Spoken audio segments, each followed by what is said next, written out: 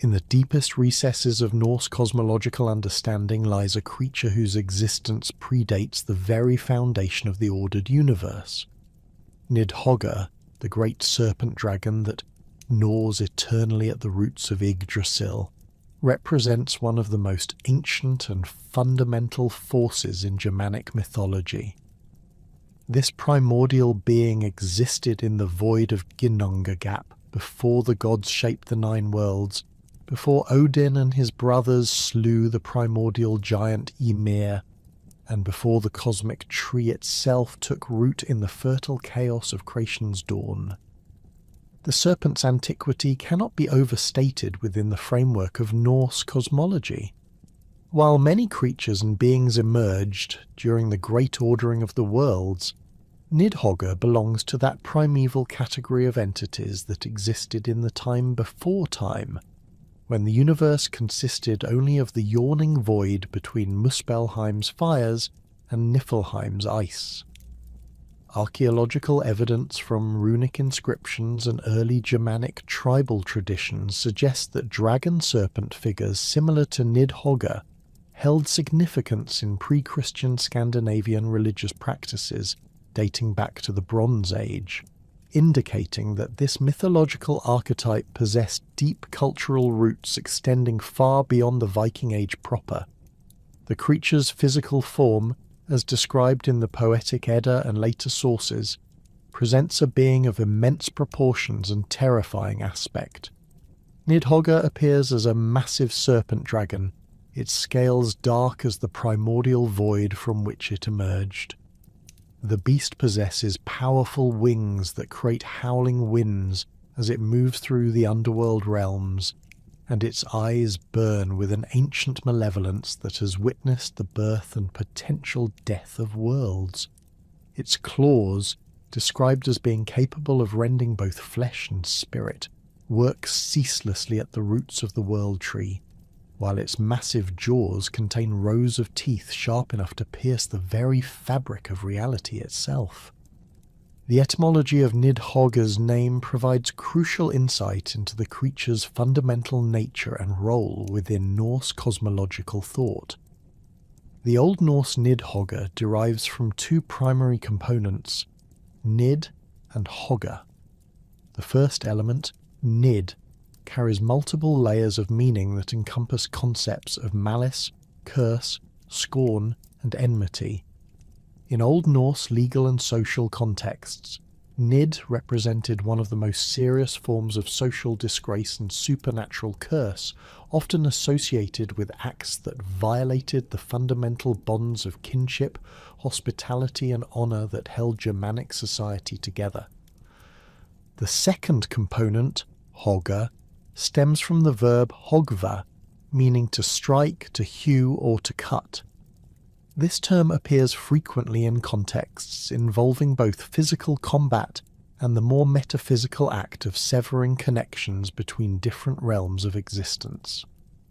When combined, these elements create a name that can be translated as malice striker, curse striker, or enmity hewer, each interpretation revealing different aspects of the creature's cosmic function. The linguistic analysis reveals additional layers of meaning when examined within the broader context of Germanic philology. The Nid element connects to similar concepts found throughout the Germanic language family, including Old English Nith and Old High German Nid, all carrying connotations of hatred, envy, and supernatural malevolence. This widespread linguistic distribution suggests that the conceptual framework underlying Nidhogg's name possessed deep cultural significance across multiple Germanic tribes and time periods. Furthermore, the compound nature of the name reflects a common pattern in Old Norse mythology, where the most significant beings bear names that encapsulate their essential function or nature. Just as Odin's various names reflect his different roles and attributes, Nidhogg's designation immediately communicates its purpose as a force of destructive enmity that strikes at the very foundations of cosmic order. Within the broader framework of Norse cosmology, Nidhogg serves as a fundamental force of entropy and dissolution, representing the inevitable decay that underlies all creation. The serpent's eternal gnawing at Yggdrasil's roots symbolizes the constant threat of cosmic collapse that exists beneath the apparent stability of the ordered universe. This role positions the creature not merely as a monster or antagonist, but as an essential component of the cosmic balance that maintains the tension between creation and destruction, order and chaos. The serpent's function extends beyond simple destruction to encompass a more complex relationship with the cycles of death and renewal that characterize Norse cosmological thought. By continuously weakening the world tree's foundations, Nidhogg participates in the gradual process that will eventually lead to Ragnarok, the twilight of the gods and the destruction of the current world order. However, this destruction serves as a necessary precursor to renewal, as Norse mythology envisions a new world emerging from the ashes of the old. This entropic function manifests in several specific ways within the mythological narrative. The creature's gnawing creates a constant drain on Yggdrasil's vitality, forcing the tree to continuously regenerate its damaged roots. This process mirrors the broader cosmic struggle between the forces of growth and decay that characterizes all existence within the Norse worldview. The serpent's presence ensures that no state of perfect stability can ever be achieved, maintaining the dynamic tension necessary for continued existence. The relationship between Nidhogg and the concept of time itself deserves particular attention. The serpent's eternal gnawing represents a form of temporal erosion, gradually wearing away at the foundations of the present order to make way for future transformations. This temporal aspect connects the creature to broader Indo-European mythological themes involving cyclical time and the inevitable succession of cosmic ages.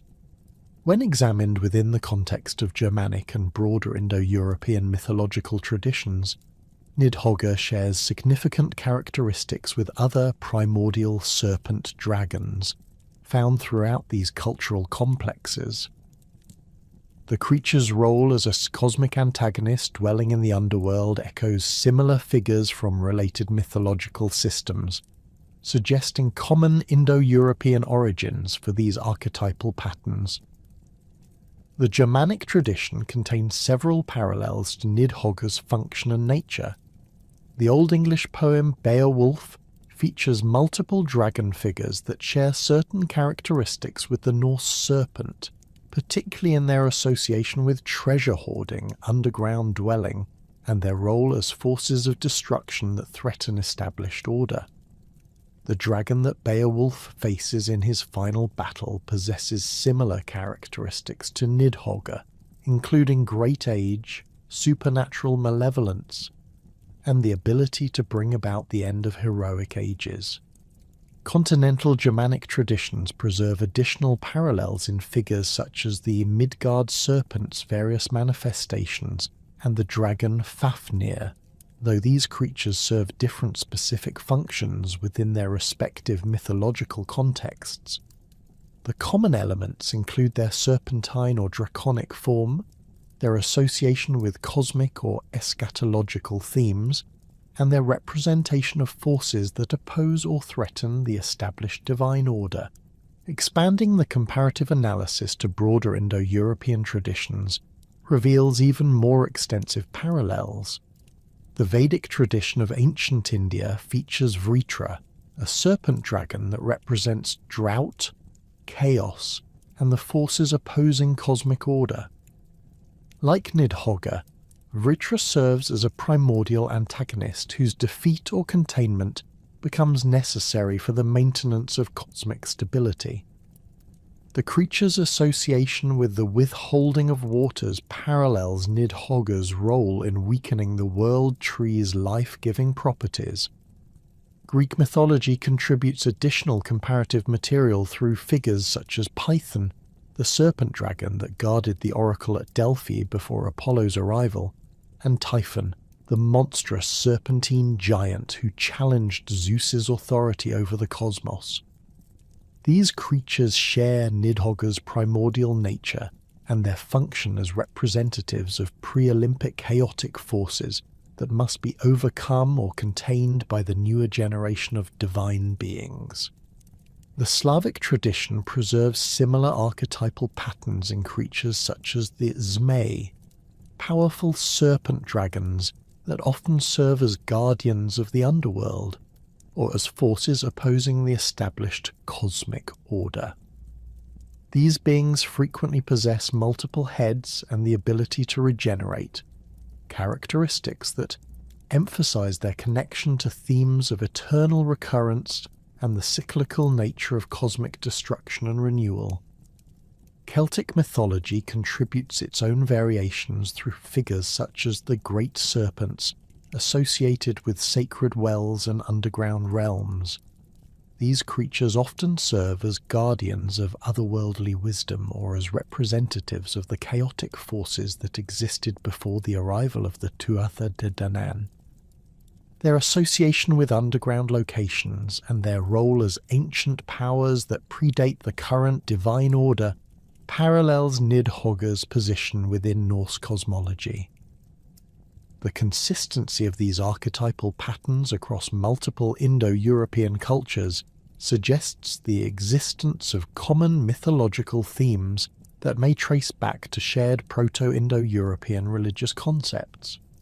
The serpent dragon as a representative of primordial chaos, underground dwelling, and opposition to cosmic order appears to represent a fundamental mythological structure that found expression across numerous cultural contexts.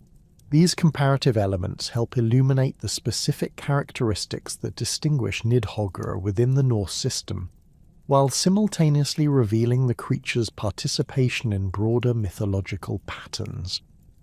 The Norse serpent's unique features include its specific relationship to Yggdrasil, its role in the Ragnarok cycle, and its function as both destroyer and necessary component of cosmic renewal.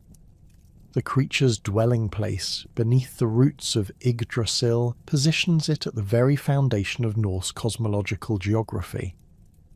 This location grants Nidhogg access to the fundamental structures that support all 9 worlds, making its destructive activities particularly significant for the stability of the entire cosmic order.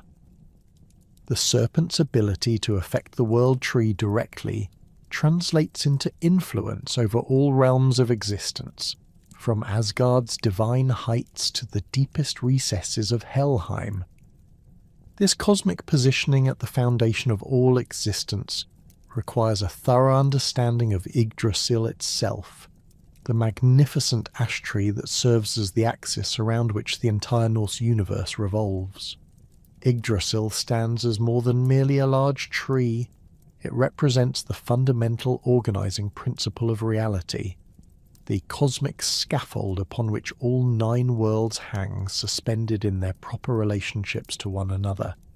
The tree's massive trunk extends through multiple dimensional planes, its branches reaching into the heavens, while its roots delve deep into the primordial waters and ancient soils that predate the formation of the ordered cosmos.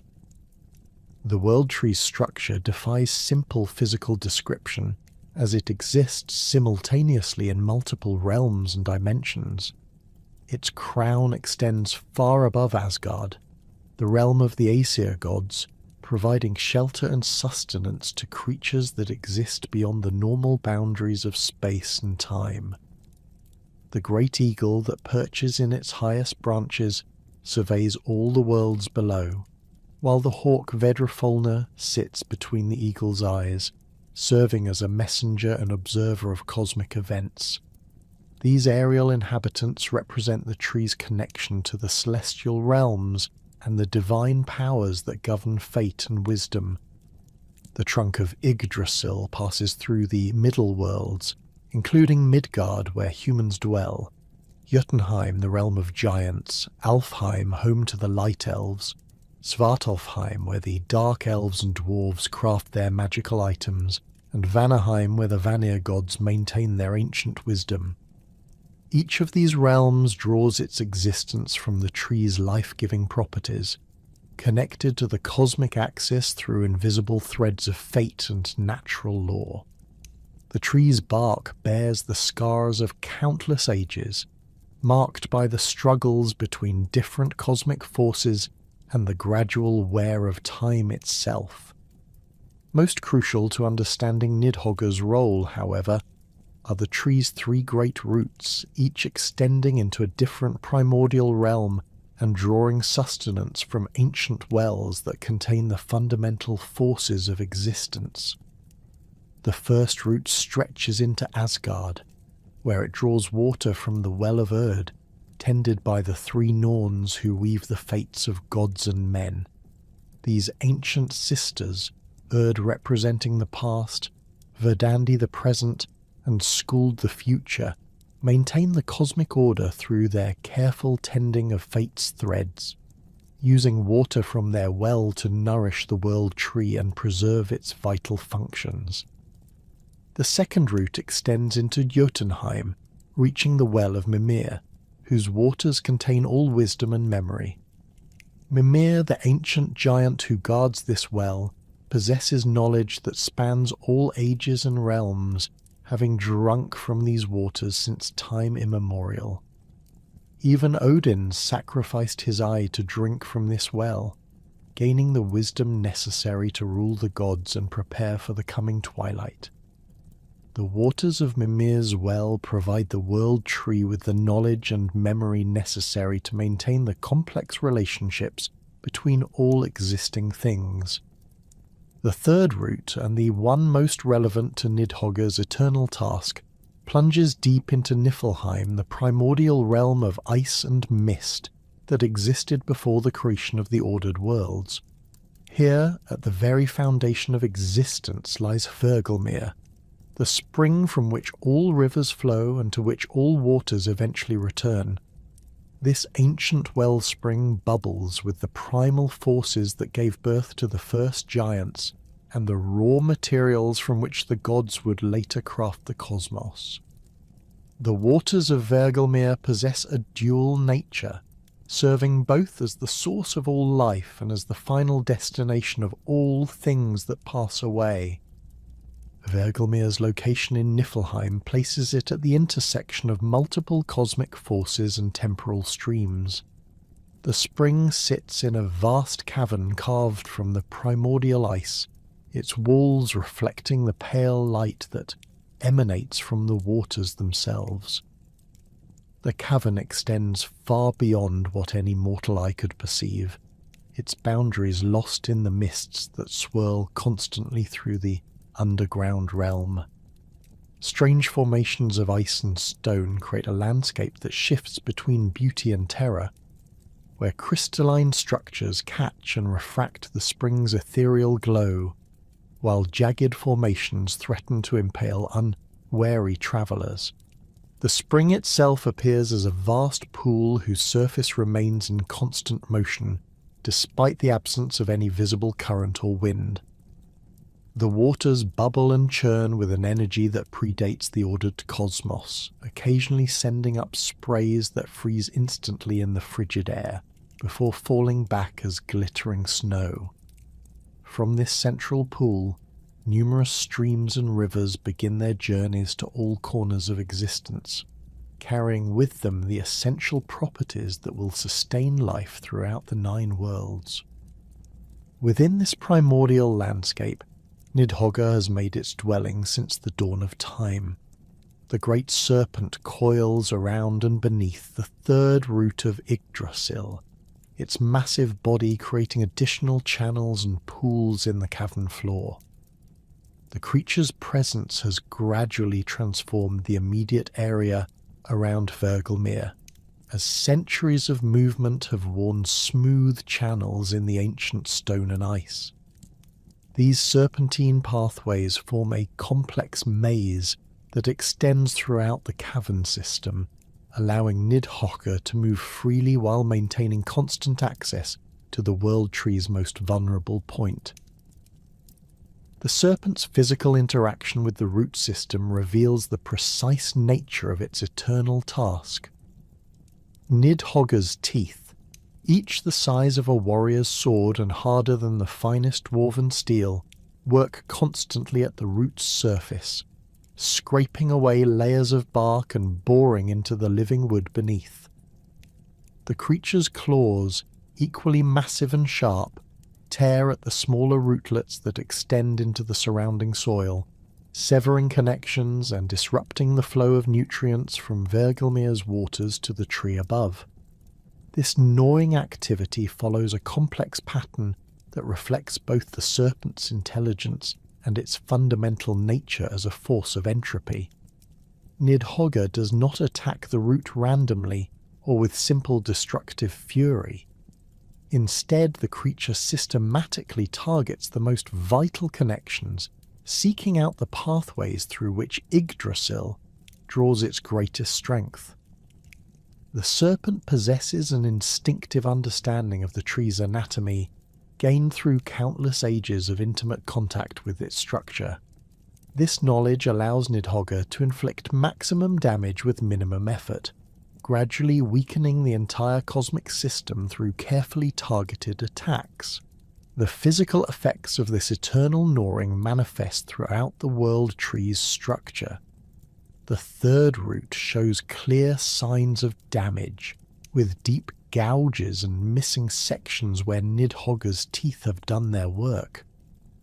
The root's surface bears a mottled appearance, alternating between healthy wood and areas of decay where the serpent's corrosive saliva has eaten into the living tissue.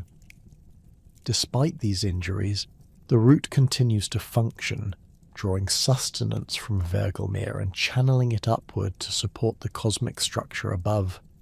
The tree's remarkable resilience in the face of this constant assault demonstrates the fundamental balance that characterizes Norse cosmology. Yggdrasil possesses regenerative properties that allow it to heal much of the damage that Nidhogg inflicts, growing new bark to cover wounded areas and extending fresh rootlets to replace those that the serpent destroys. However, this healing process cannot completely keep pace with the creature's destructive work, resulting in a gradual net loss of vitality that accumulates over the vast spans of cosmic time. The symbolic significance of Nidhogg's gnawing extends far beyond its immediate physical effects on the world tree. The serpent's actions represent the constant presence of entropy within the ordered cosmos, the inevitable decay that underlies all apparent stability. This entropic force operates not through sudden catastrophic destruction, but through the gradual accumulation of small damages that eventually compromise the integrity of the entire system. The creature embodies the principle that nothing in existence, no matter how mighty or well established, remains immune to the effects of time and change. The location of this eternal struggle at the very roots of reality emphasizes its fundamental importance to the cosmic order. Nidhogg's attacks target not the visible portions of Yggdrasil that support the various worlds, but the hidden foundations that make all existence possible. This focus on the unseen infrastructure of reality reflects a sophisticated understanding of how complex systems function and fail. The most devastating attacks often come not against the obvious targets, but against the support structures that others take for granted. The cyclical nature of Norse cosmology finds perfect expression in the relationship between Nidhogg's destructive work and the broader pattern of cosmic renewal. The serpent's gnawing contributes to the gradual weakening of the current world order, helping to prepare the way for the catastrophic events of Ragnarok that will eventually destroy the existing cosmos. However, this destruction serves as a necessary precursor to renewal, as Norse mythology envisions a new and better world emerging from the ruins of the old. This cyclical understanding transforms Nidhogg from a simple antagonist into a crucial participant in the cosmic process of death and rebirth. The serpent's destructive activities serve the larger purpose of preventing the universe from becoming static and unchanging, ensuring that the forces of renewal will eventually have the opportunity to create something new and vital. Without the constant pressure of entropy that Nidhogg represents, the cosmos would gradually stagnate, losing the dynamic tension that makes growth and change possible. The temporal aspects of the serpent's work reveal additional layers of symbolic meaning.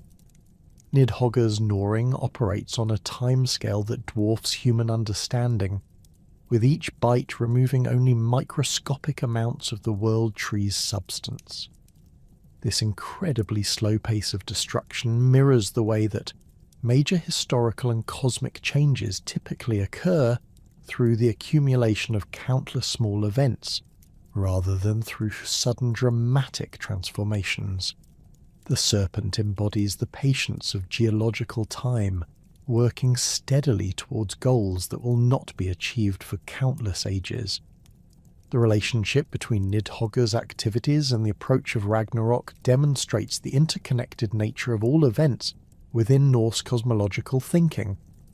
The serpent's gnawing weakens Yggdrasil's ability to maintain the barriers between different realms, contributing to the instability that will eventually allow the forces of chaos to break free from their constraints. As the world tree's roots grow weaker, the entire cosmic structure becomes more vulnerable to the shocks and stresses that will characterize the final battle between order and chaos.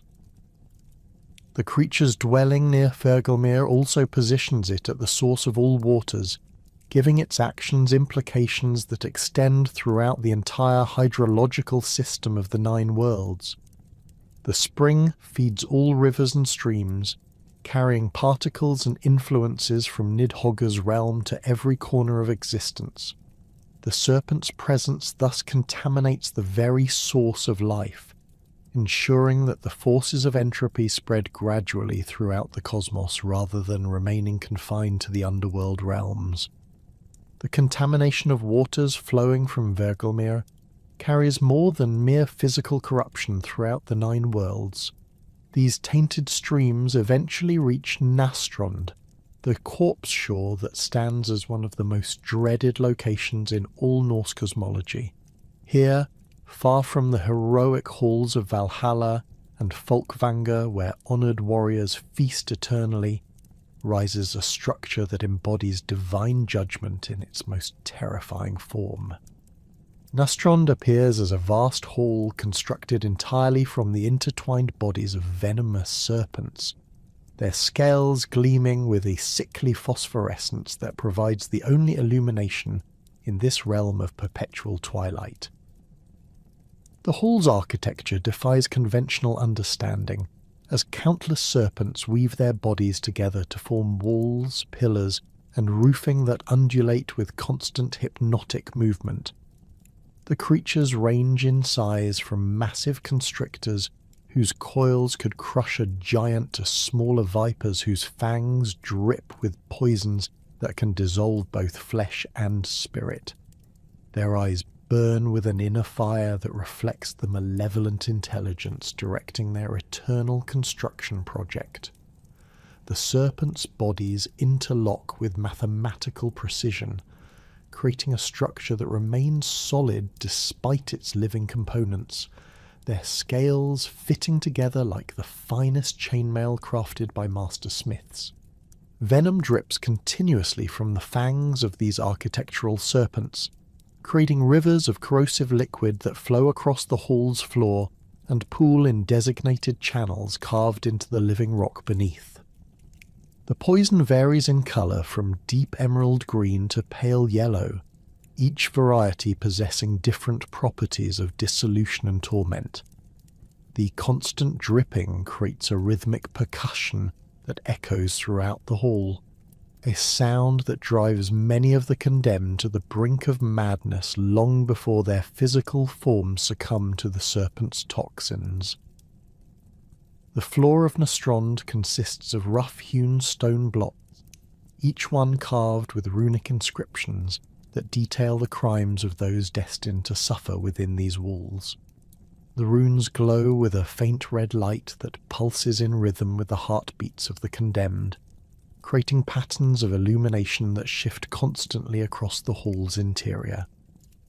Between these stone blocks, channels direct the flowing venom towards central collection points, where the poison gathers in vast pools that bubble and steam with supernatural heat.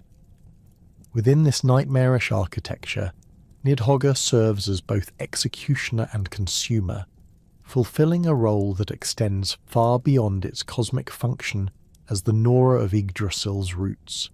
The great serpent moves through Nastrond with purposeful deliberation, its massive form coiling around the hall's serpentine pillars as it seeks out specific categories of the dishonored dead. The creature's presence transforms the already terrifying environment into something approaching absolute horror, as its arrival signals the beginning of torments that will continue until the condemned souls finally dissolve into nothingness. The serpent's feeding habits within Nastrond reveal a sophisticated understanding of divine justice that goes beyond mere predatory hunger. Nidhogg does not consume the dishonored dead randomly or according to simple availability. Instead, the creature follows precise patterns established by cosmic law, targeting specific categories of sinners whose crimes have violated the fundamental bonds that hold Norse society together. This selective feeding transforms the serpent from a mindless monster into an instrument of cosmic justice, executing divine will through its terrible appetite. Oathbreakers constitute the largest category of souls that fall under Nidhogg's particular attention. In Norse society, the giving of one's word carried sacred significance that transcended mere social convention. Oaths invoked the gods themselves as witnesses and guarantors, creating supernatural bonds that connected the oath-giver to the cosmic order itself. Breaking such oaths did not merely constitute a social transgression, but represented a fundamental assault on the divine framework that maintained order throughout the Nine Worlds. The serpent's treatment of oathbreakers reflects the severity with which Norse culture viewed such violations. These souls arrive in Nastrond bearing visible marks of their transgression, their spiritual forms twisted and corrupted by the lies they spoke and promises they abandoned. Their flesh appears translucent and unstable, constantly shifting between solid matter and ethereal mist as their essential nature struggles with the contradictions they embodied in life. Nidhogg approaches these souls with particular deliberation, its ancient eyes examining each one to determine the precise nature and extent of their oath-breaking. The consumption process begins with the serpent's breath, which carries properties that dissolve the false words and broken promises that cling to the oathbreaker's spiritual form. This initial cleansing causes excruciating pain as the lies are literally torn away from the soul's essence, leaving raw wounds that expose the underlying corruption. The condemned soul experiences not merely physical agony, but the full emotional weight of every betrayal they committed, feeling simultaneously the pain they caused others and the spiritual damage they inflicted upon themselves. Nidhogg's teeth penetrate these prepared souls with surgical precision, targeting the specific spiritual organs that enabled their capacity for oath-breaking. The serpent's venom works selectively, dissolving the parts of the soul's structure that allowed for deception and betrayal, while leaving intact the portions that retain memory and sensation. This ensures that the oathbreaker remains conscious and aware throughout the consumption process, experiencing every moment of dissolution while retaining perfect recollection of the crimes that brought them to this fate. Murderers face a different but equally terrible form of divine retribution under Nidhogg's attention. Norse society distinguished between various forms of killing, recognizing that death in battle, execution of criminals, and killing in defense of family or property carried different moral weights than secret murder or killing motivated by greed or malice. The murderers who find themselves in Nastrond are specifically those who violated the sacred bonds of kinship, hospitality, or trust to take life unlawfully. These souls bear the spiritual stains of their victims' blood, which appears as dark marks that cover their forms like permanent tattoos. The blood of the murdered clings to the killer's soul with supernatural tenacity, creating a connection that allows the victim's pain and terror to flow continuously into the murderer's consciousness. This spiritual contamination makes murderers particularly visible to Nidhogg's senses, as the serpent can detect the scent of unlawfully spilled blood across vast distances within the underworld realms. The great serpent's approach to consuming murderers involves a complex ritual that acknowledges the gravity of their crimes. Nidhogg first coils around the condemned soul, applying pressure that forces the spiritual bloodstains to the surface where they become visible as glowing marks against the soul's translucent flesh. Each mark represents a specific act of murder, and the serpent examines them with the thoroughness of a scholar studying ancient texts. The consumption begins with these blood marks, which Nidhogg removes one by one with careful applications of its venomous saliva.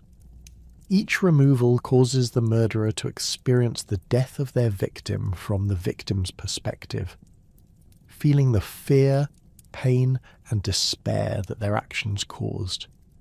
This process continues until all the blood marks have been cleansed, leaving the murderer's soul raw and exposed, but fully aware of the suffering they inflicted during their mortal existence.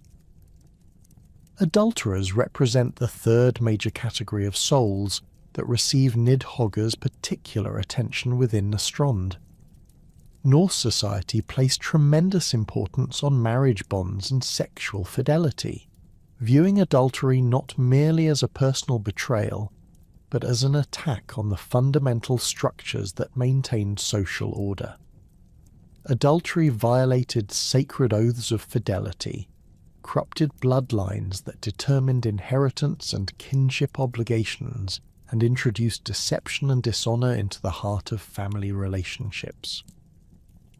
The souls of adulterers arrive in Nastrond bearing distinctive spiritual deformities that reflect the nature of their crimes.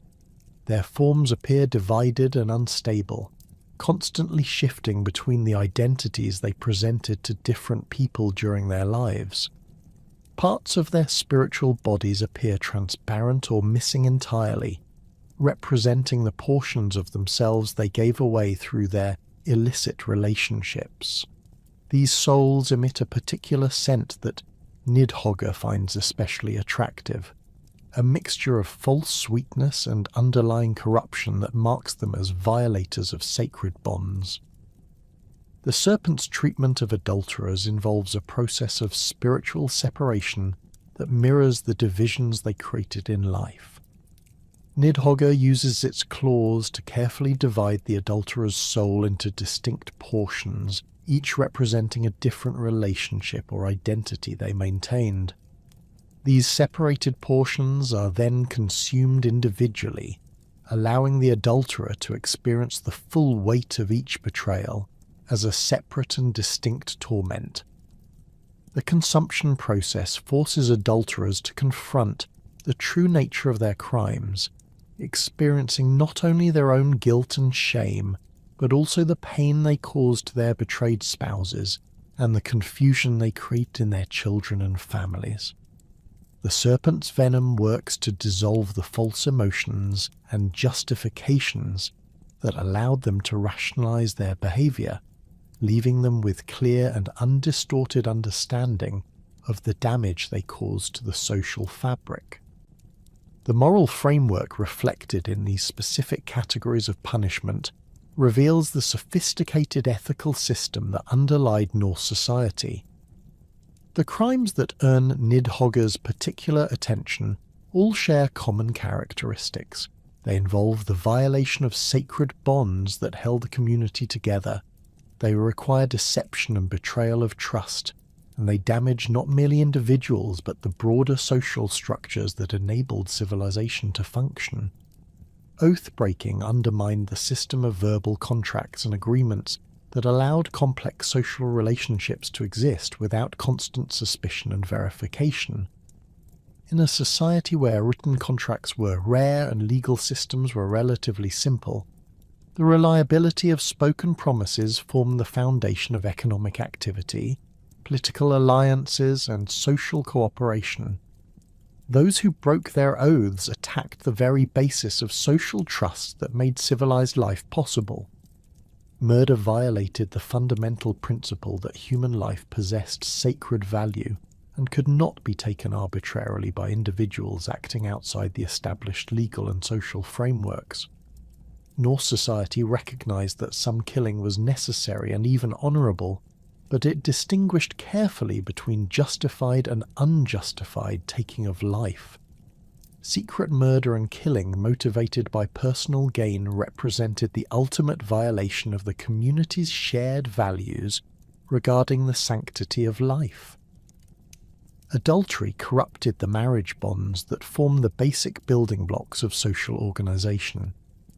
These relationships determined not only personal happiness, but also property rights, inheritance patterns, and the kinship networks that provided individuals with identity and protection. By violating marriage bonds, adulterers attacked the fundamental structures that organized society and enabled the transmission of culture and property from one generation to the next.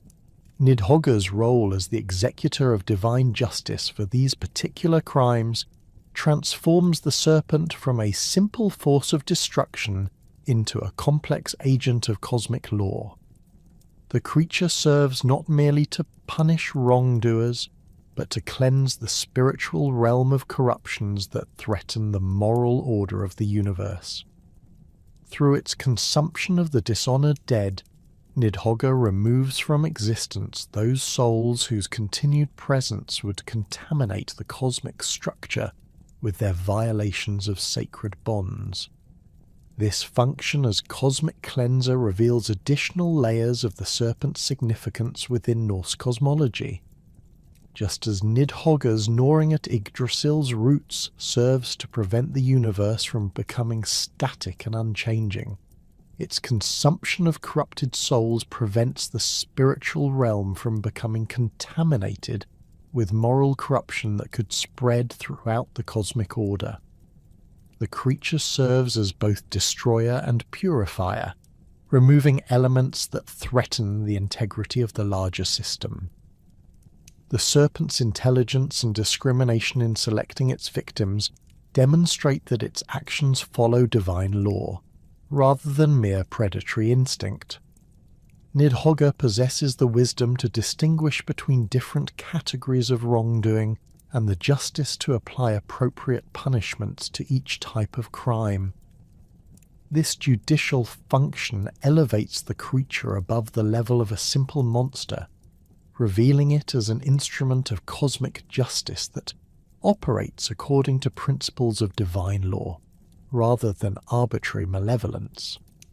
The judicial function that Nidhogg performs in Nastrond represents only one aspect of the serpent's complex role within the cosmic order. Far above, in the highest branches of Yggdrasil, where the morning light first touches the world tree's crown, dwells another ancient being whose existence has become inextricably linked with the great serpent below. an unnamed eagle of immense proportions, perches eternally among the uppermost branches, its keen eyes surveying all the 9 worlds spread out beneath its lofty vantage point. This magnificent bird possesses wingspan that could shadow entire kingdoms, with feathers that shimmer like burnished gold in the celestial light that filters down from the realm beyond Asgard. The eagle's physical form reflects its status as a creature of the upper realms, embodying the principles of vision, wisdom, and divine oversight that characterize the celestial powers. Its head bears the noble bearing of a creature that has witnessed the rise and fall of countless ages, with eyes that burn with an inner light capable of perceiving truths hidden from lesser beings. The bird's beak, curved and razor-sharp, could pierce the armor of gods, while its talons possess the strength to grasp and manipulate the very threads of fate that the Norns weave at the base of the world tree. Between the eagle's eyes sits a smaller bird, the hawk Vedrfolnir, whose name means storm-pale or wind-bleached. This secondary creature serves as the eagle's companion and agent, possessing its own supernatural abilities that complement those of its larger host. Vedrfolnir's presence transforms the eagle from a solitary observer into a complex entity capable of multiple simultaneous perspectives and actions.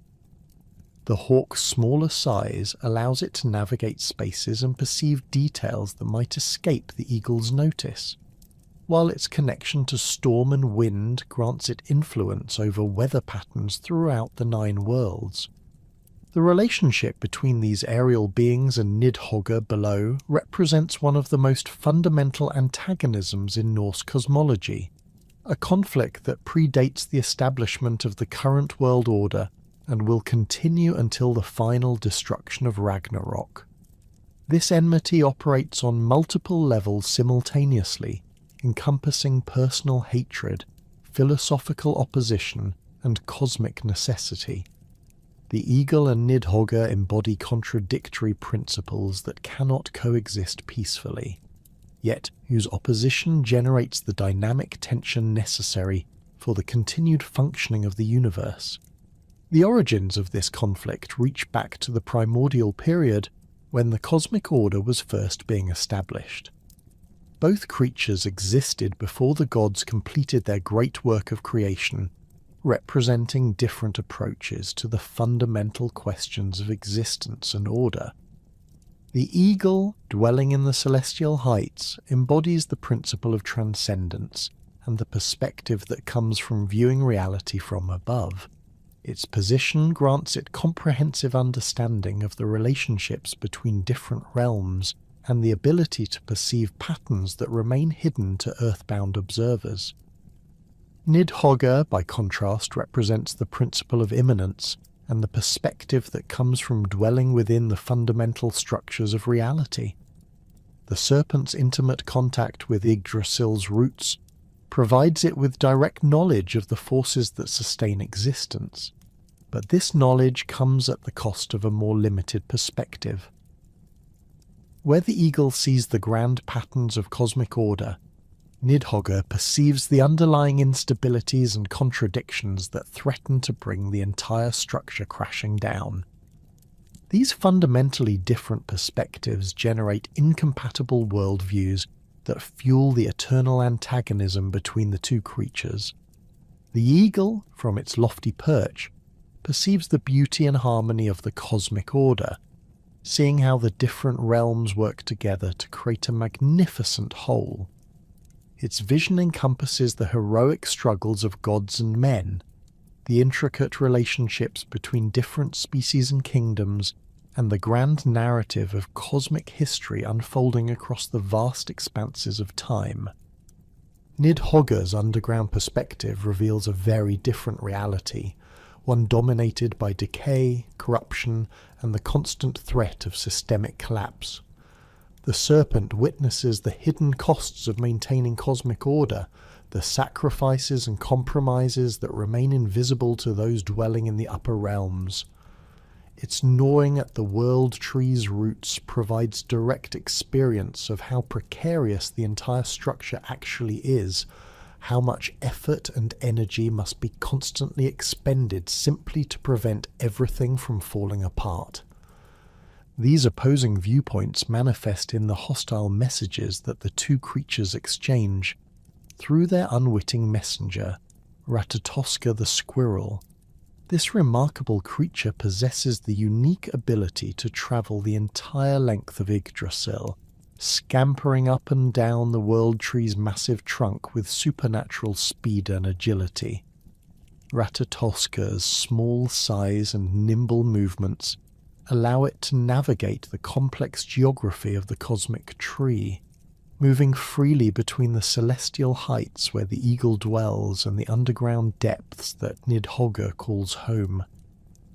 The squirrel's role as messenger transforms what might otherwise remain a purely philosophical disagreement into an active and ongoing conflict.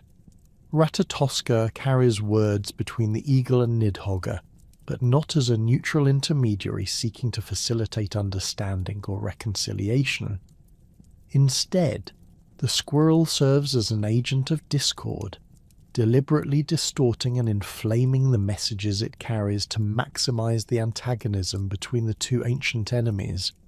Ratatoska's motivation for this behavior stems from its own nature as a creature of chaos and mischief. The squirrel delights in creating confusion and conflict, finding entertainment in the anger and frustration of more powerful beings.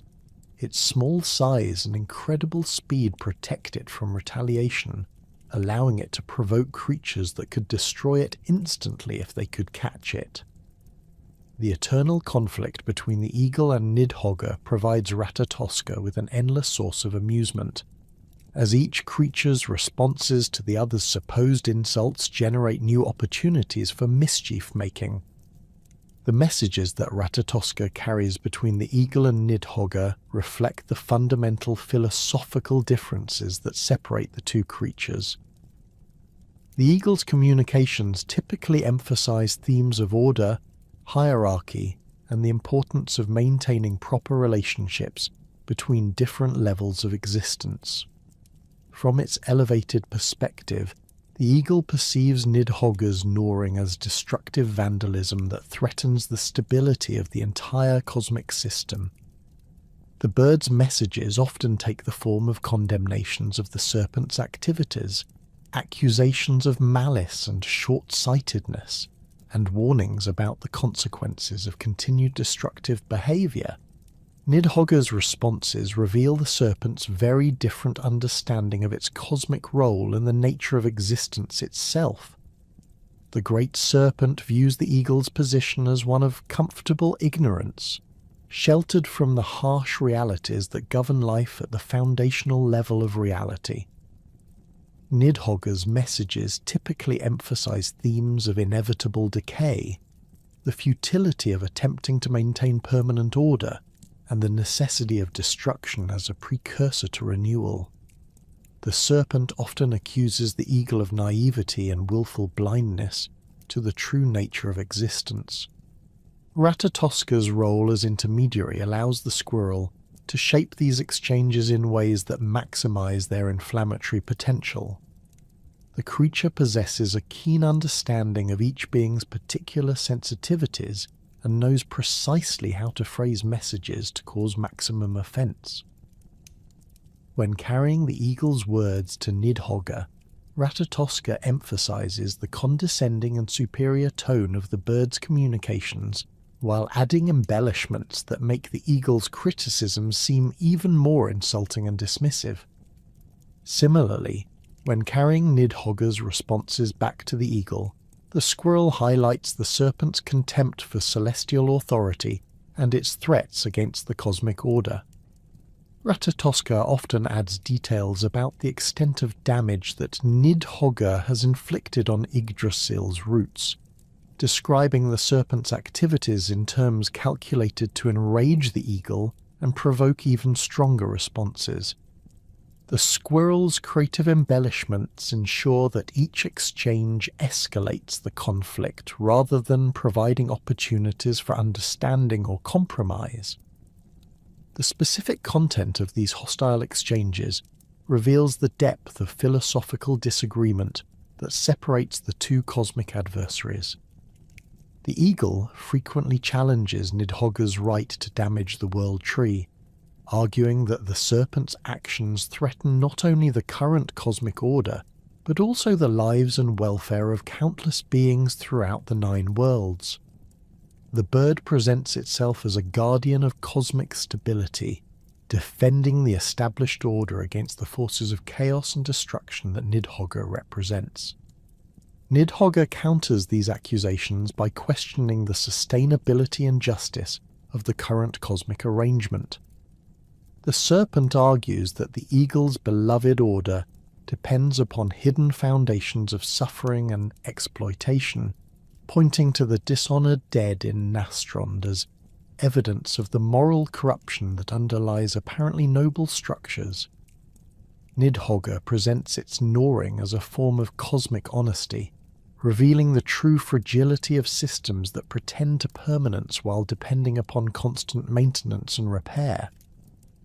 The eagle's responses typically invoke themes of duty, sacrifice, and the greater good, arguing that some degree of suffering and loss is inevitable in any system complex enough to support conscious life. The bird maintains that the current cosmic order, despite its imperfections, represents the best possible arrangement of competing forces and interests. From the eagle's perspective, Nidhogg's destructive activities threaten to destroy something precious and irreplaceable without offering any viable alternative. Nidhogg's counterarguments focus on the cyclical nature of existence and the necessity of periodic renewal through destruction.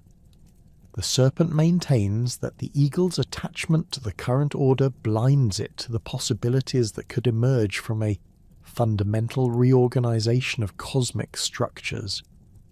Nidhogg argues that its gnawing serves the long-term interests of life and consciousness by preventing the universe from becoming static and stagnant, ensuring that new forms of existence will have the opportunity to emerge.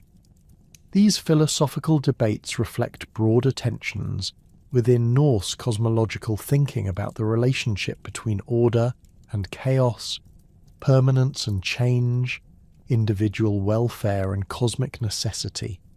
The eagle and Nidhogg represent different approaches to these fundamental questions, with neither creature offering a complete or entirely satisfactory resolution to the dilemmas they raise. Their eternal conflict embodies the recognition that these tensions cannot be permanently resolved, but must be continuously negotiated through ongoing struggle and debate. The symbolic significance of this antagonism extends beyond the immediate relationship between the two creatures to encompass broader themes about the nature of existence and knowledge. The eagle's elevated position grants it comprehensive vision, but potentially distances it from the immediate realities of life and death that characterize existence in the lower realms. The bird's perspective, while valuable for understanding large-scale patterns and relationships, may miss important details about the costs and consequences of maintaining cosmic order. Nidhogg's underground dwelling provides intimate knowledge of the foundational structures that support existence, but this knowledge comes with its own limitations and distortions. The serpent's constant contact with decay and dissolution may bias its perspective toward pessimism and destructiveness, preventing it from fully appreciating the genuine achievements and beauties that the cosmic order makes possible. The creature's focus on underlying instabilities and contradictions may blind it to the real benefits that stability and order provide to conscious beings. The conflict between these perspectives generates a dynamic tension that prevents either viewpoint from becoming dominant and potentially stagnant. The eagle's optimistic vision of cosmic harmony is constantly challenged by Nidhogg's reminders of underlying decay and corruption, preventing the bird from becoming complacent about the current state of affairs. Similarly, Nidhogg's pessimistic focus on inevitable destruction is countered by the eagle's insistence on the value and beauty of existing arrangements, preventing the serpent from abandoning all efforts at construction and maintenance. The perpetual struggle between the eagle and Nidhogg finds its most profound expression in the prophetic literature that forms the cornerstone of Norse eschatological understanding. Within the ancient verses of the Völuspá, the prophecy of the seeress, Nidhogg emerges not merely as a destructive force dwelling beneath Yggdrasil, but as a central figure in the cosmic drama that will unfold during the final days of the current world order.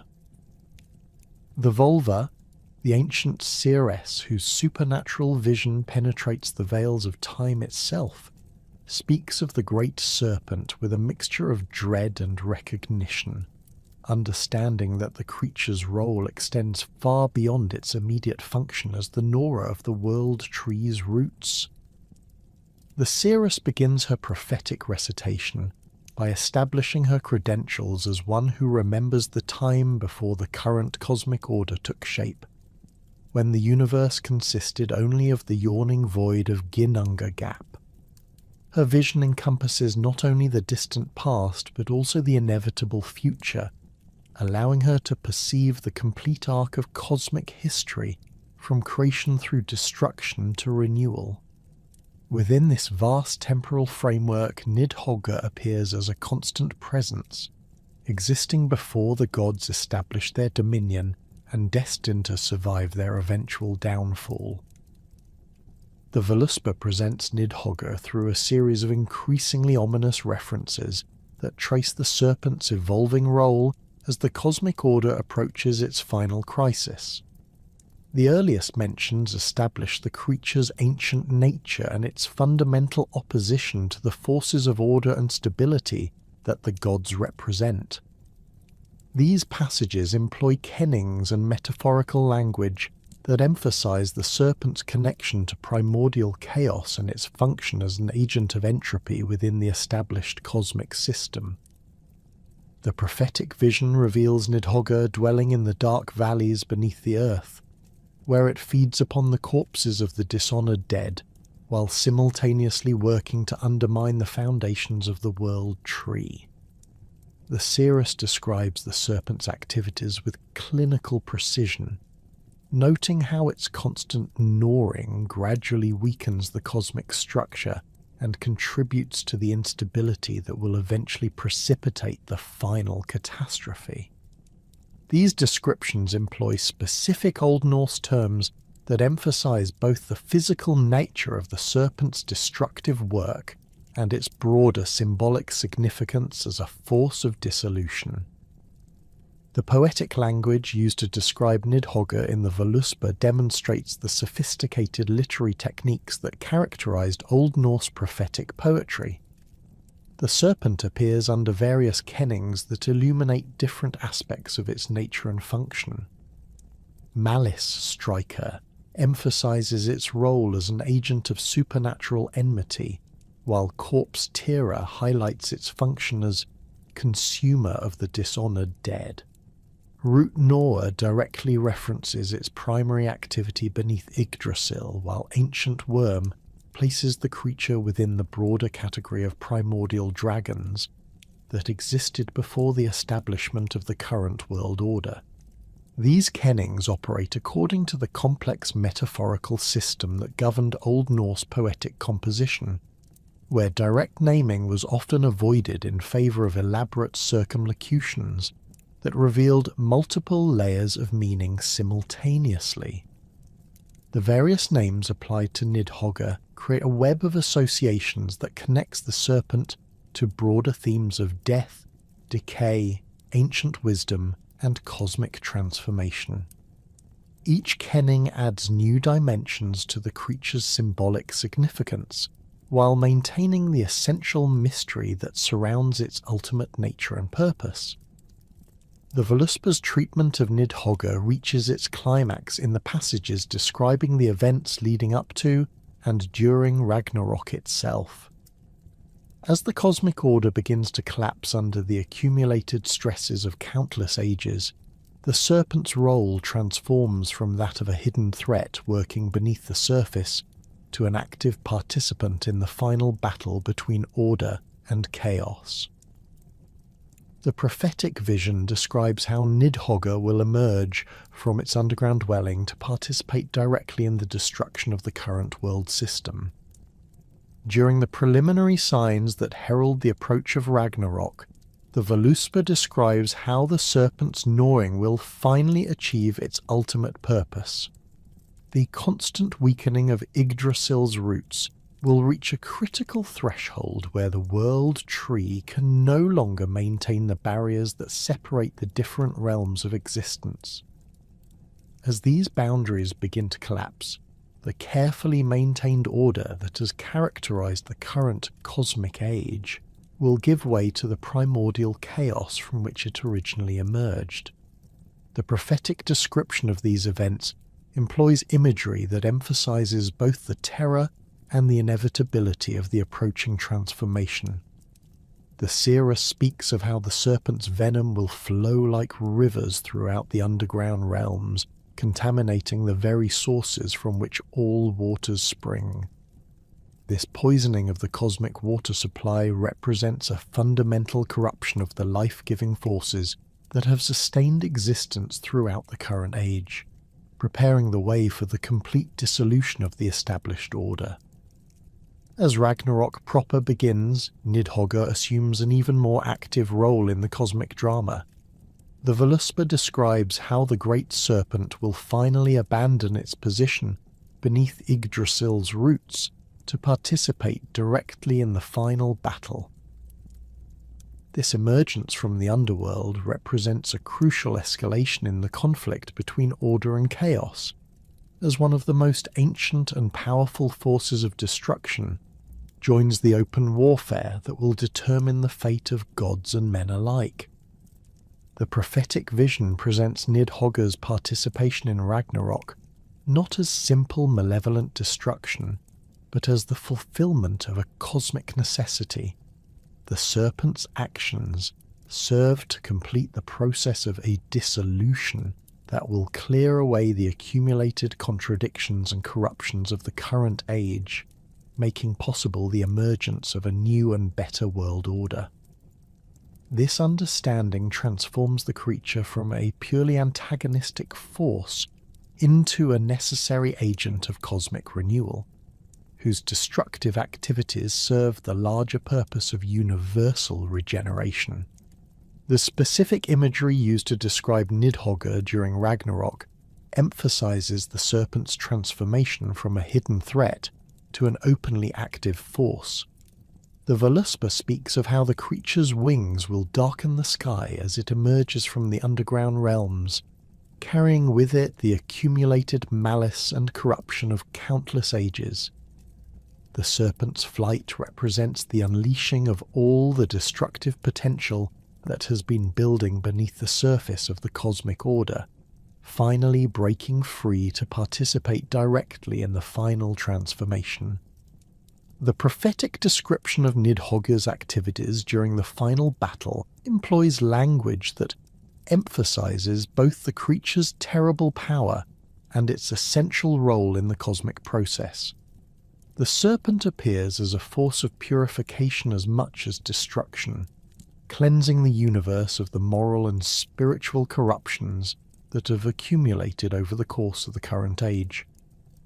Its consumption of the dishonoured dead serves not merely as punishment, but as a necessary removal of contaminating influences that would otherwise corrupt any attempt at cosmic renewal.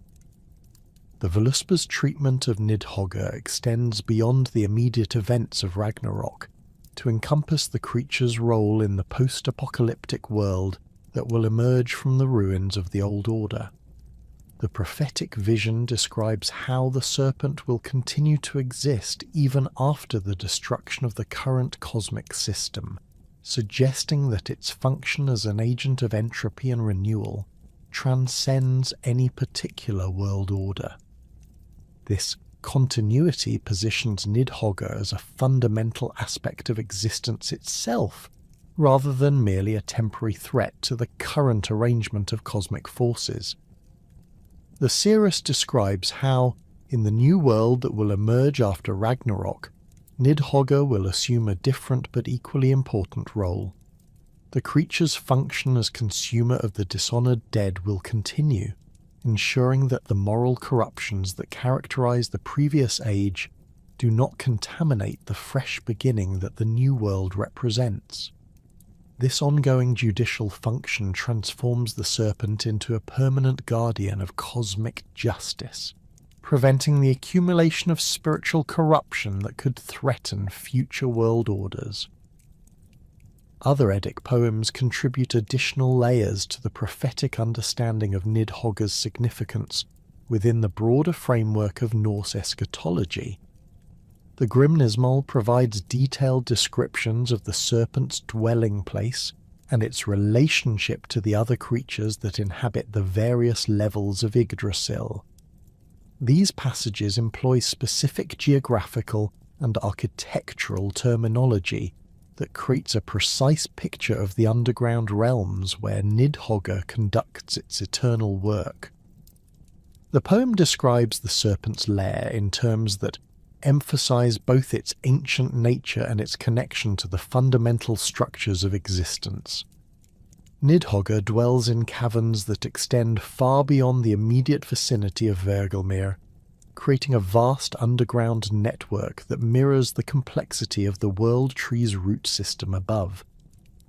These passages employ Old Norse terms for different types of underground spaces, distinguishing between natural caverns, artificially excavated chambers, and the serpentine tunnels that Nidhogg itself has created through countless ages of movement.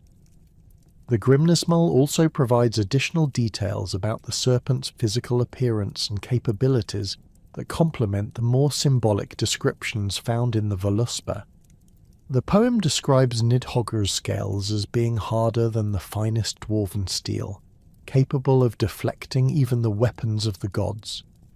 The creature's eyes burn with an inner fire that can perceive truth through any deception, while its breath carries properties that can dissolve both physical matter and spiritual essence. These descriptions employ technical vocabulary drawn from metallurgy, warfare, and supernatural lore, creating a precise picture of the serpent's formidable capabilities.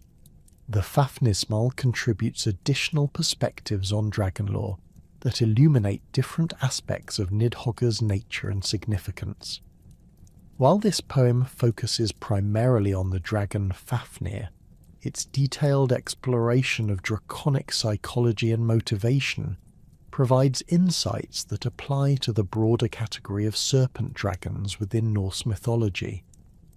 The poem's analysis of how dragons accumulate knowledge and power over vast spans of time helps explain Nidhogg's sophisticated understanding of cosmic structures and its ability to target the most vulnerable points in Yggdrasil's root system.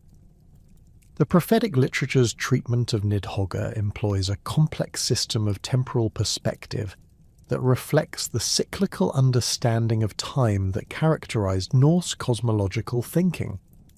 The serpent appears simultaneously as an ancient being whose origins predate the current world order, a present threat that continuously works to undermine cosmic stability, and a future agent of transformation whose activities will ultimately enable the emergence of a new and better universe. This temporal complexity requires sophisticated poetic techniques that can encompass multiple time frames within a single narrative framework. The use of prophetic present tense in many of these passages creates an immediacy that collapses the distinction between prediction and current reality. When the Volva describes Nidhogg's activities, she speaks as if witnessing them directly rather than simply foreseeing future events. This technique transforms prophecy from mere prediction into a form of expanded perception that encompasses all temporal dimensions simultaneously. The serpent's actions appear not as distant future possibilities, but as ongoing realities that exist outside the normal flow of historical time. The kenning system employed in these prophetic poems creates multiple layers of meaning that operate simultaneously on literal, metaphorical, and symbolic levels. When Nidhogg appears as the one who gnaws from below, the phrase refers simultaneously to the creature's physical location beneath Yggdrasil, its function as an agent of entropy working within the cosmic system, and its symbolic role as a representative of the unconscious forces that threaten established order. This multiplicity of meaning allows the prophetic poetry to communicate complex philosophical and theological concepts through concrete imagery drawn from the natural world.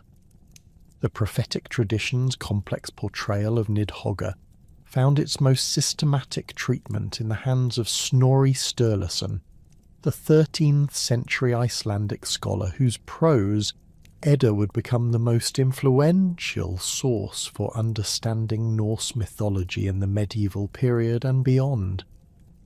Writing in the early decades of the 1200s, Snorri approached the ancient mythological material with the methodical precision of a trained historian and the organizational skills of a master educator. His treatment of Nidhogg in the Gylfaginning section of the Prose Edda demonstrates both his deep familiarity with the older poetic sources and his determination to present Norse cosmology as a coherent, logically structured system that could compete intellectually with the Christian theological frameworks that dominated medieval European thought. Snorri's account of Nidhogg appears within his broader description of Yggdrasil and the various creatures that inhabit different levels of the world tree. His presentation follows a methodical geographical approach, moving systematically from the tree's crown down through its trunk to its roots, cataloguing the inhabitants of each level with the thoroughness of a natural philosopher documenting a newly discovered ecosystem. When he reaches the underground realms where Nidhogg dwells, Snorri provides what amounts to the most detailed and systematic description of the serpent's nature and activities found in any surviving source. The Prose Edda describes Nidhogg as a massive dragon that lies beneath the third root of Yggdrasil, the one that extends into Niflheim and draws sustenance from the spring Hvergelmir. Snorri's description emphasizes the creature's enormous size and its constant activity, noting that the dragon gnaws continuously at the root from below, while numerous smaller serpents assist in this destructive work. This presentation transforms Nidhogg from the solitary figure of the earlier poetic sources into the leader of an entire community of destructive creatures, all working together to undermine the foundations of the cosmic order. The systematic nature of Snorri's approach becomes evident in his careful enumeration of the various serpents that accompany Nidhogg in its work. He provides specific names for many of these creatures, including Goin, Moin, Grabaka, Grafvoluda, Ofnir, and Svafnir, among others. Each name carries specific connotations that illuminate different aspects of the destructive work being performed beneath Yggdrasil. Goin means the one who gores, while Moin suggests the one who wears away.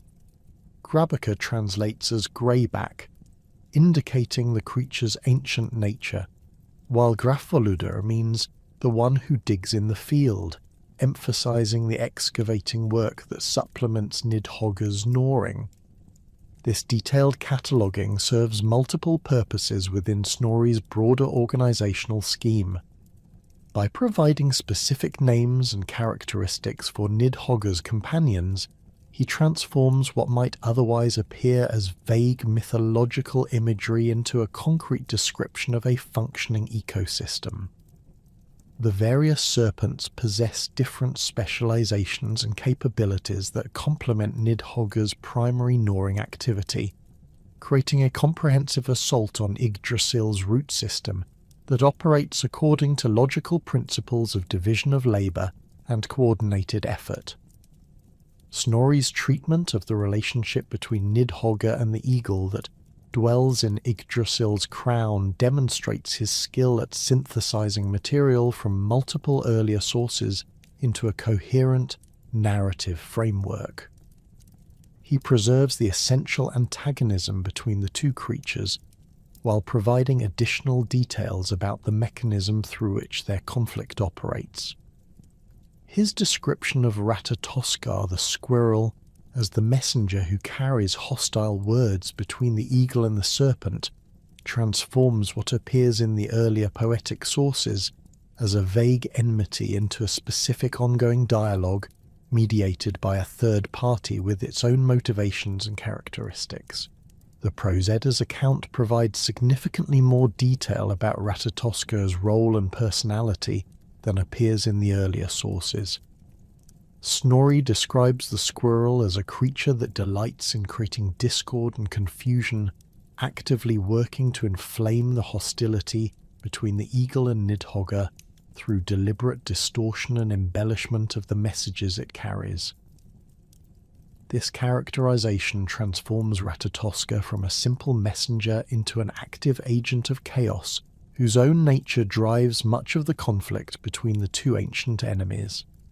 Snorri's description of the squirrel's activities employs specific Old Norse terms that emphasize the creature's role as a spreader of malicious gossip and false reports. The verb bera appears in contexts that suggest not neutral transmission, but active manipulation of information for destructive purposes. Similarly, the terms used to describe the hostile words that Ratatoskar carries between the eagle and Nidhogg emphasize their inflammatory and insulting nature, suggesting that the squirrel deliberately selects and modifies messages to maximize their potential for causing offense and escalating conflict. The systematic nature of Snorri's approach becomes particularly evident when comparing his treatment of Nidhogg with his descriptions of other mythological creatures and locations. Throughout the Gylfaginning, he maintains consistent standards of detail and organization, providing geographical locations, physical descriptions, and functional explanations for each element of the cosmological system he describes. This methodical approach transforms the often fragmentary and elusive material found in the earlier poetic sources into a comprehensive reference work that presents Norse mythology as a logically organized and internally consistent system of beliefs. Snorri's description of Nastrond and Nidhogg's role as consumer of the dishonored dead demonstrates his ability to synthesize material from multiple sources while adding his own interpretive framework. He preserves the essential details about the hall built from serpents' bodies and the categories of sinners who suffer there, but presents this information within a broader theological context that emphasizes themes of divine justice and moral accountability.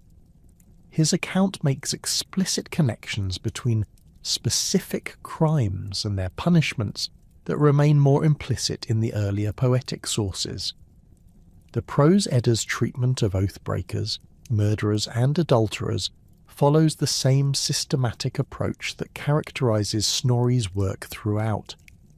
He provides clear definitions of each category of crime, explains the specific punishments that await each type of sinner, and describes Nidhogg's role in executing these divine judgments. This organizational clarity transforms what appears in the Voluspa and other poetic sources as evocative but sometimes ambiguous imagery into a precise system of posthumous justice that operates according to clearly defined principles. Snorri's account of Nidhogg's activities during Ragnarok demonstrates both continuity with and departure from the earlier prophetic sources. He preserves the essential elements of the serpent's role in the final destruction, including its emergence from the underground realms to participate directly in the cosmic catastrophe. However, his presentation emphasizes the systematic nature of this destruction, describing how Nidhogg's activities fit into a broader sequence of events that unfold according to logical principles of cause and effect. The prose. Edda's description of the serpent's survival of Ragnarok and its continued existence in the post-apocalyptic world reflects Snorri's understanding of cyclical time and cosmic renewal. He presents Nidhogg's persistence not as an anomaly or oversight in the cosmic plan, but as a necessary component of the ongoing process of universal regeneration. The serpent's survival ensures that the new world order will possess the same dynamic tension between creation and destruction that characterized the previous age, preventing the universe from settling into static patterns that would eventually lead to stagnation. When examining Snorri's treatment of Nidhogg in comparison to the earlier poetic sources, several significant differences become apparent that reflect both the passage of time and the changing cultural context in which the prose Edda was composed. The most obvious difference lies in the level of systematic organization that Snorri brings to the mythological material. Where the Völuspá and other Eddic poems present Nidhogg through fragmentary references and elusive imagery that assumes extensive background knowledge on the part of the audience, Snorri provides comprehensive explanations that make the mythological system accessible to readers who might lack familiarity with the older poetic tradition.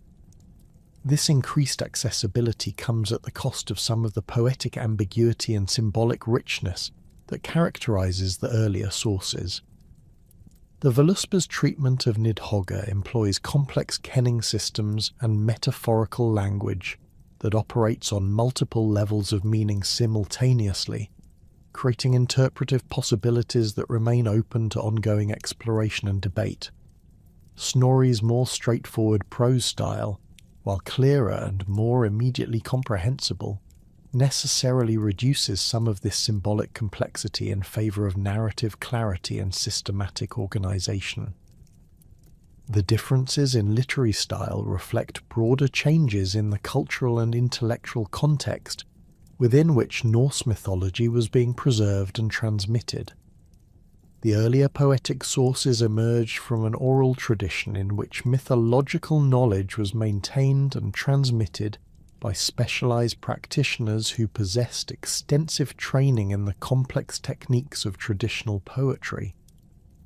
These sources assume an audience that shares a common cultural background and possesses the interpretive skills necessary to decode sophisticated poetic imagery and elusive references. Snorri's prose. Edda, by contrast, was composed within a literate culture that had been significantly influenced by Christian intellectual traditions and continental European scholarly methods. His approach to organizing and presenting mythological material reflects training in Latin rhetorical techniques and exposure to systematic theological works that presented religious doctrine through logical argumentation and comprehensive categorization. This background enabled Snorri to create a work that could serve both as a preservation of traditional mythological knowledge and as an intellectual framework that could compete with Christian theological systems for scholarly respect and attention. The organizational framework that Snorri imposes on the Nidhogg material demonstrates his skill at identifying underlying patterns and relationships within the traditional sources, while presenting them in ways that emphasize logical coherence and systematic completeness.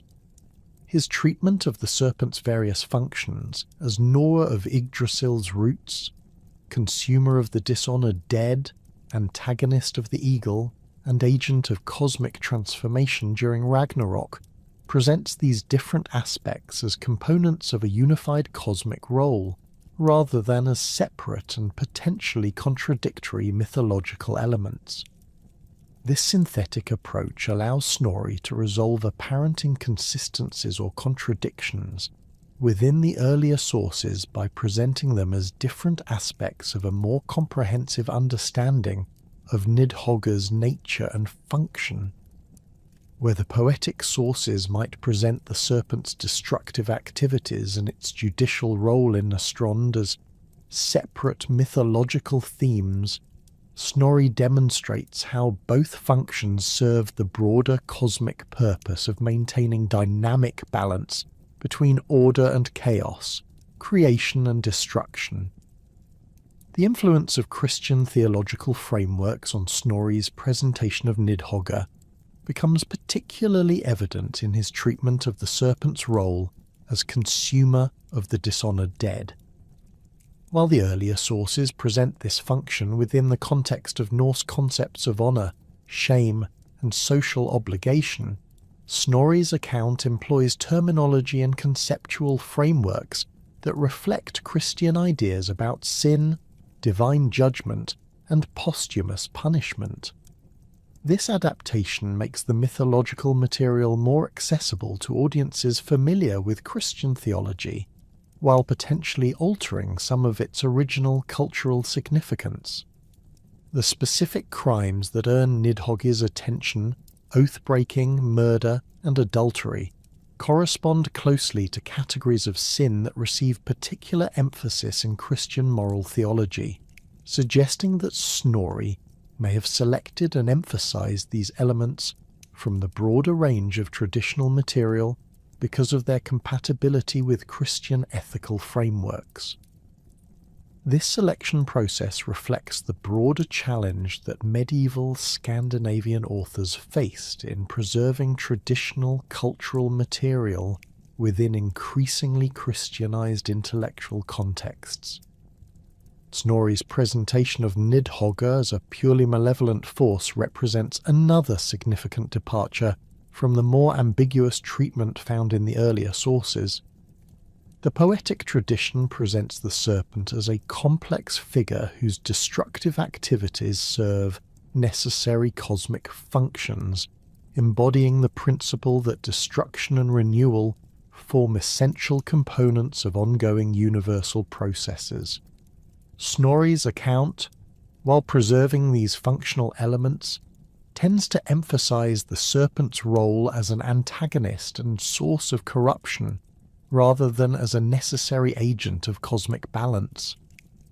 This shift toward presenting Nidhogg as primarily malevolent reflects the influence of Christian dualistic thinking that tends to categorize supernatural beings as either fundamentally good or fundamentally evil. The earlier Norse tradition operated according to different principles that recognized the necessity of both constructive and destructive forces within the cosmic order, viewing beings like Nidhogg as morally ambiguous figures whose actions served essential functions, regardless of their immediate effects on particular individuals or communities. The implications of this interpretive shift extend beyond the immediate treatment of Nidhogg to encompass broader questions about how mythological material adapts to changing cultural contexts. Snorri's work demonstrates both the possibilities and the limitations of cross-cultural translation, showing how traditional material can be preserved and made accessible to new audiences while simultaneously illustrating how such preservation necessarily involves interpretation and adaptation that may alter some of the original meaning and significance. The preservation of mythological material within changing cultural contexts reveals only part of the complex web of relationships that connect Nidhogg to the broader community of serpentine beings that inhabit the Norse cosmos. Beneath the roots of Yggdrasil, the great serpent does not dwell in solitary isolation, but commands an extensive network of lesser serpents and dragons whose collective activities support and amplify its primary function as the gnawer of the World Tree's foundations. These creatures form a hierarchical society organized around their shared purpose of weakening the cosmic structure, with each member contributing specialized capabilities to the overall destructive enterprise. The most prominent among Nidhogg's companions bear names that reflect their specific roles within this underground community. Goin, whose name derives from the Old Norse verb gar, meaning to gore or pierce, specializes in creating deep puncture wounds in the smaller rootlets that extend from Yggdrasil's main root system. This serpent possesses particularly sharp fangs that can penetrate the toughest bark and reach the vital cambium layer, where the tree's growth occurs. Goin's attacks target the tree's ability to regenerate damaged tissue, ensuring that wounds inflicted by other members of the serpentine community remain open and vulnerable to further assault. Moin, whose name connects to concepts of wearing away and gradual erosion, employs different tactics that complement Goin's piercing attacks. This serpent possesses rough, file-like scales that scrape constantly against the root surfaces, gradually wearing away protective bark layers to expose the vulnerable wood beneath. Moin's patient, methodical approach creates extensive areas of weakened tissue that other serpents can then exploit more effectively. The creature's work requires tremendous persistence, as each individual scraping motion removes only microscopic amounts of material, but the cumulative effect over centuries creates significant damage to the root system's integrity. Grabica, distinguished by its grey coloration that reflects its ancient origins, brings to the community the wisdom and experience of countless ages spent in service to the great work of cosmic dissolution. This serpent's grey scales bear the accumulated knowledge of optimal attack patterns and vulnerable points within Yggdrasil's structure, information gathered through millennia of careful observation and experimentation. Grabica serves as a tactical advisor to the other serpents, directing their efforts toward the most strategically important targets and coordinating their activities to maximize the overall impact on the World Tree's stability. Grafoluda specializes in the excavation work that supports the primary gnawing activities of its companions. This serpent's powerful claws and muscular body allow it to dig extensive tunnel systems through the soil surrounding Yggdrasil's roots, creating access routes that enable other members of the community to reach previously inaccessible portions of the root system. The creature's tunnels also serve as drainage channels that redirect water flow away from the tree's roots, gradually dehydrating sections of the root system and making them more susceptible to the gnawing attacks of its companions. Ofnir and Svafnir work as a coordinated pair, their names reflecting their roles as creatures that confuse and entangle. These serpents specialize in attacking the neural networks that allow different parts of Yggdrasil's root system to communicate with each other and with the tree's upper portions. Their venomous bites disrupt the flow of information through the tree's internal communication systems, preventing effective responses to damage and hindering the coordination of defensive measures. This neurological warfare represents one of the most sophisticated aspects of the serpentine community's assault on the World Tree. The hierarchical organization of these creatures reflects principles of specialization and division of labor that maximize the efficiency of their collective destructive work. Each serpent has developed particular capabilities that contribute to the overall enterprise, while avoiding unnecessary duplication of effort. This systematic approach transforms what might otherwise appear as chaotic destruction into a methodical campaign of structural sabotage that operates according to strategic principles developed over countless generations of experience. The relationship between Nidhogg and these lesser serpents operates according to patterns of authority and subordination that mirror the hierarchical structures found throughout Norse society. The Great Serpent serves as both military commander and spiritual leader, providing overall direction for the community's activities while maintaining ultimate authority over strategic decisions.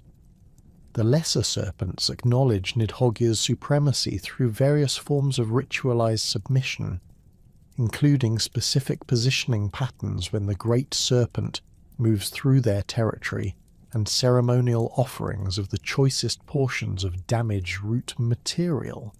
Communication within the serpentine community occurs through a complex system of chemical signals, vibrations transmitted through the earth, and subtle changes in the patterns of their gnawing activities.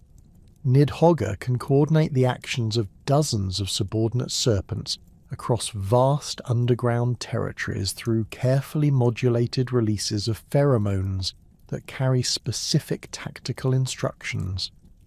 The lesser serpents respond to these chemical messages with precision that demonstrates their deep integration into the community's command structure and their thorough understanding of the strategic objectives that guide their collective work. The seasonal rhythms that govern life throughout the Nine Worlds also influence the activities of Nidhogg's serpentine community, though their underground location shields them from the most dramatic variations in temperature and daylight that affect surface-dwelling creatures.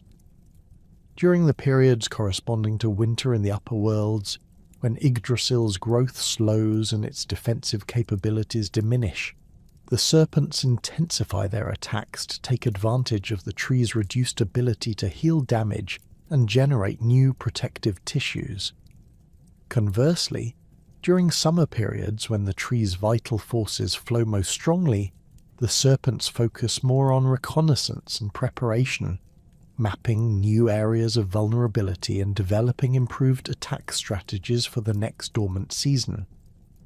The relationship between Nidhogg and other major serpentine figures within Norse mythology reveals complex patterns of kinship, rivalry, and mutual recognition that extend far beyond the immediate community dwelling beneath Yggdrasil's roots.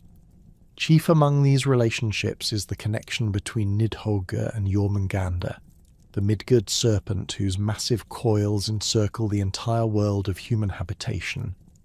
These two great serpents represent different aspects of the cosmic forces that threaten the stability of the current world order, with their combined activities contributing to the gradual weakening of the barriers that maintain separation between the different realms of existence. Jormungandr's position surrounding Midgard creates a form of cosmic containment that both protects and threatens the world of humans. The serpent's coils prevent the chaotic forces of the outer ocean from overwhelming the ordered realm of human civilization. But this protective function comes at the cost of creating a prison-like boundary that limits expansion and growth. The Midgard serpent's presence ensures that human society remains confined within predetermined limits, unable to explore the broader cosmos or establish connections with other realms that might threaten the current balance of power. The fundamental difference between Nidhogg's approach to cosmic disruption and Jormungandr's methods reflects their different positions within the overall structure of the Norse universe. Nidhogg works from within the cosmic system, attacking its foundational structures through patient, methodical effort that gradually accumulates into systemic weakness. Jormungandr operates from the periphery, maintaining pressure on the boundaries of the ordered world while preparing for the moment when those boundaries will collapse entirely during the final catastrophe of Ragnarok. Both serpents possess the intelligence and strategic understanding necessary to coordinate their efforts toward common goals, despite their physical separation and different tactical approaches. Nidhogg's gnawing at Yggdrasil's roots weakens the world tree's ability to maintain the cosmic structure, making the barriers between different realms more permeable and less stable. This internal weakening of the cosmic framework creates conditions that will eventually enable Jormungandr to break free from its oceanic prison and participate directly in the final battle that will destroy the current world order. The communication between these two great serpents occurs through channels that transcend normal spatial limitations, utilizing the network of underground waters that connects Hvergelmir to all the rivers and oceans throughout the 9 worlds. Chemical messages released by Nidhogg into the waters of the primordial spring eventually reach Jormungandr through the complex hydrological systems that link all bodies of water within the Norse cosmos. These communications allow the two serpents to coordinate their activities across vast distances and ensure that their separate efforts contribute to unified strategic objectives. The dragon-slaying tradition that appears throughout Germanic mythology provides important context for understanding how Nidhogg differs from other serpentine beings within the broader cultural framework of Norse and related traditions. Most dragons within Germanic literature serve as guardians of treasure hoards, territorial predators that threaten specific communities, or symbols of the chaotic forces that heroes must overcome to establish or maintain civilized order. These creatures typically possess great individual power but operate as isolated entities whose defeat by heroic champions represents the triumph of human courage and divine favor over the forces of chaos and destruction. Nidhogg occupies a fundamentally different position within this mythological landscape, serving not as a challenge to be overcome by heroic action, but as a permanent feature of the cosmic structure whose continued existence serves essential functions within the universal order. No hero can slay Nidhogg without destroying the very foundations of existence, as the serpent's gnawing activities, despite their destructive nature, contribute to the dynamic processes that prevent the universe from becoming static and lifeless. This immunity from heroic intervention places Nidhogg in a unique category among Germanic dragons, transforming it from a problem to be solved into a cosmic principle that must be accepted and understood. The dragon Fafnir, whose story appears in the Volsunga saga and related sources, provides the most detailed example of the conventional dragon-slaying narrative within Norse literature. Fafnir's transformation from human to dragon reflects the corrupting influence of excessive greed and the pursuit of material wealth at the expense of social bonds and moral obligations. The creature's defeat by Sigurd represents the triumph of heroic virtue over the destructive passions that threaten to tear apart the fabric of civilized society. Fafnir's territorial behavior and treasure-hoarding instincts demonstrate the typical characteristics of Germanic dragons as portrayed in heroic literature. The creature establishes dominion over a specific geographical area, using its supernatural powers to exclude all other inhabitants and accumulate vast wealth that serves no productive purpose. This antisocial behavior represents a fundamental violation of the reciprocal obligations that hold Germanic society together, justifying and necessitating heroic intervention to restore proper social order. The psychological dimensions of Fafnir's dragon nature reveal important aspects of how Germanic culture understood the relationship between individual desire and social responsibility. The creature's overwhelming greed transforms it into a purely predatory being that recognizes no obligations to family, community, or the broader social order. This transformation serves as a cautionary tale about the dangers of allowing personal desires to override the social bonds and moral obligations that enable civilized life to exist. Nidhogg's motivation and behavior patterns differ dramatically from those exhibited by treasure-hoarding dragons like Fafnir. The Great Serpent shows no interest in accumulating material wealth or establishing territorial dominion over specific geographical areas. Instead, Nidhogg's activities serve cosmic functions that transcend individual desire or personal aggrandizement. The creatures gnawing at Yggdrasil's roots represents not selfish destruction but participation in the fundamental processes that maintain universal balance and enable ongoing cosmic evolution. The absence of heroic intervention in Nidhogg's story reflects the recognition that some cosmic forces operate beyond the scope of individual human action, requiring acceptance and understanding rather than opposition and conquest. This philosophical perspective distinguishes Norse mythology from heroic traditions that emphasize the ability of exceptional individuals to overcome any obstacle through courage, skill, and divine assistance. Nidhogg embodies aspects of existence that cannot be defeated or controlled, but must be acknowledged as permanent features of the cosmic landscape. The serpentine symbolism that appears throughout Germanic culture reveals deep-seated associations between snake-like creatures and concepts of wisdom, death, and transformation that extend far beyond their immediate roles within specific mythological narratives. Archaeological evidence from Germanic burial sites frequently includes serpentine motifs that suggest these creatures served as psychopomps, guiding souls through the transition from life to death and facilitating their integration into the afterlife realms. This funerary symbolism positions serpents as mediators between different states of existence, rather than simply as threats to be overcome.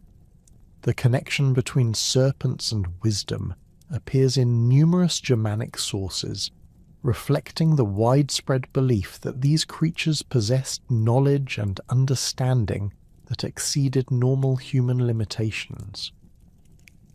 Their ability to shed their skins and emerge renewed symbolized the transformative processes through which wisdom is acquired, suggesting that true understanding requires the abandonment of old perspectives and the embrace of new ways of seeing reality. This symbolic association helps explain why Nidhogg possesses the intelligence necessary to target Yggdrasil's most vulnerable points and coordinate the activities of its serpentine companions. The underground dwelling preferences exhibited by most Germanic serpents connect them to the hidden aspects of existence that remain invisible to surface-dwelling creatures, but nevertheless exert profound influence over the visible world. These subterranean associations position serpents as guardians of secret knowledge and hidden treasures, both material and spiritual, that can only be accessed by those willing to descend into the dark realms beneath the ordinary world. Nidhogg's position at the roots of Yggdrasil places it at the ultimate source of this hidden wisdom, with access to the fundamental structures that support all existence.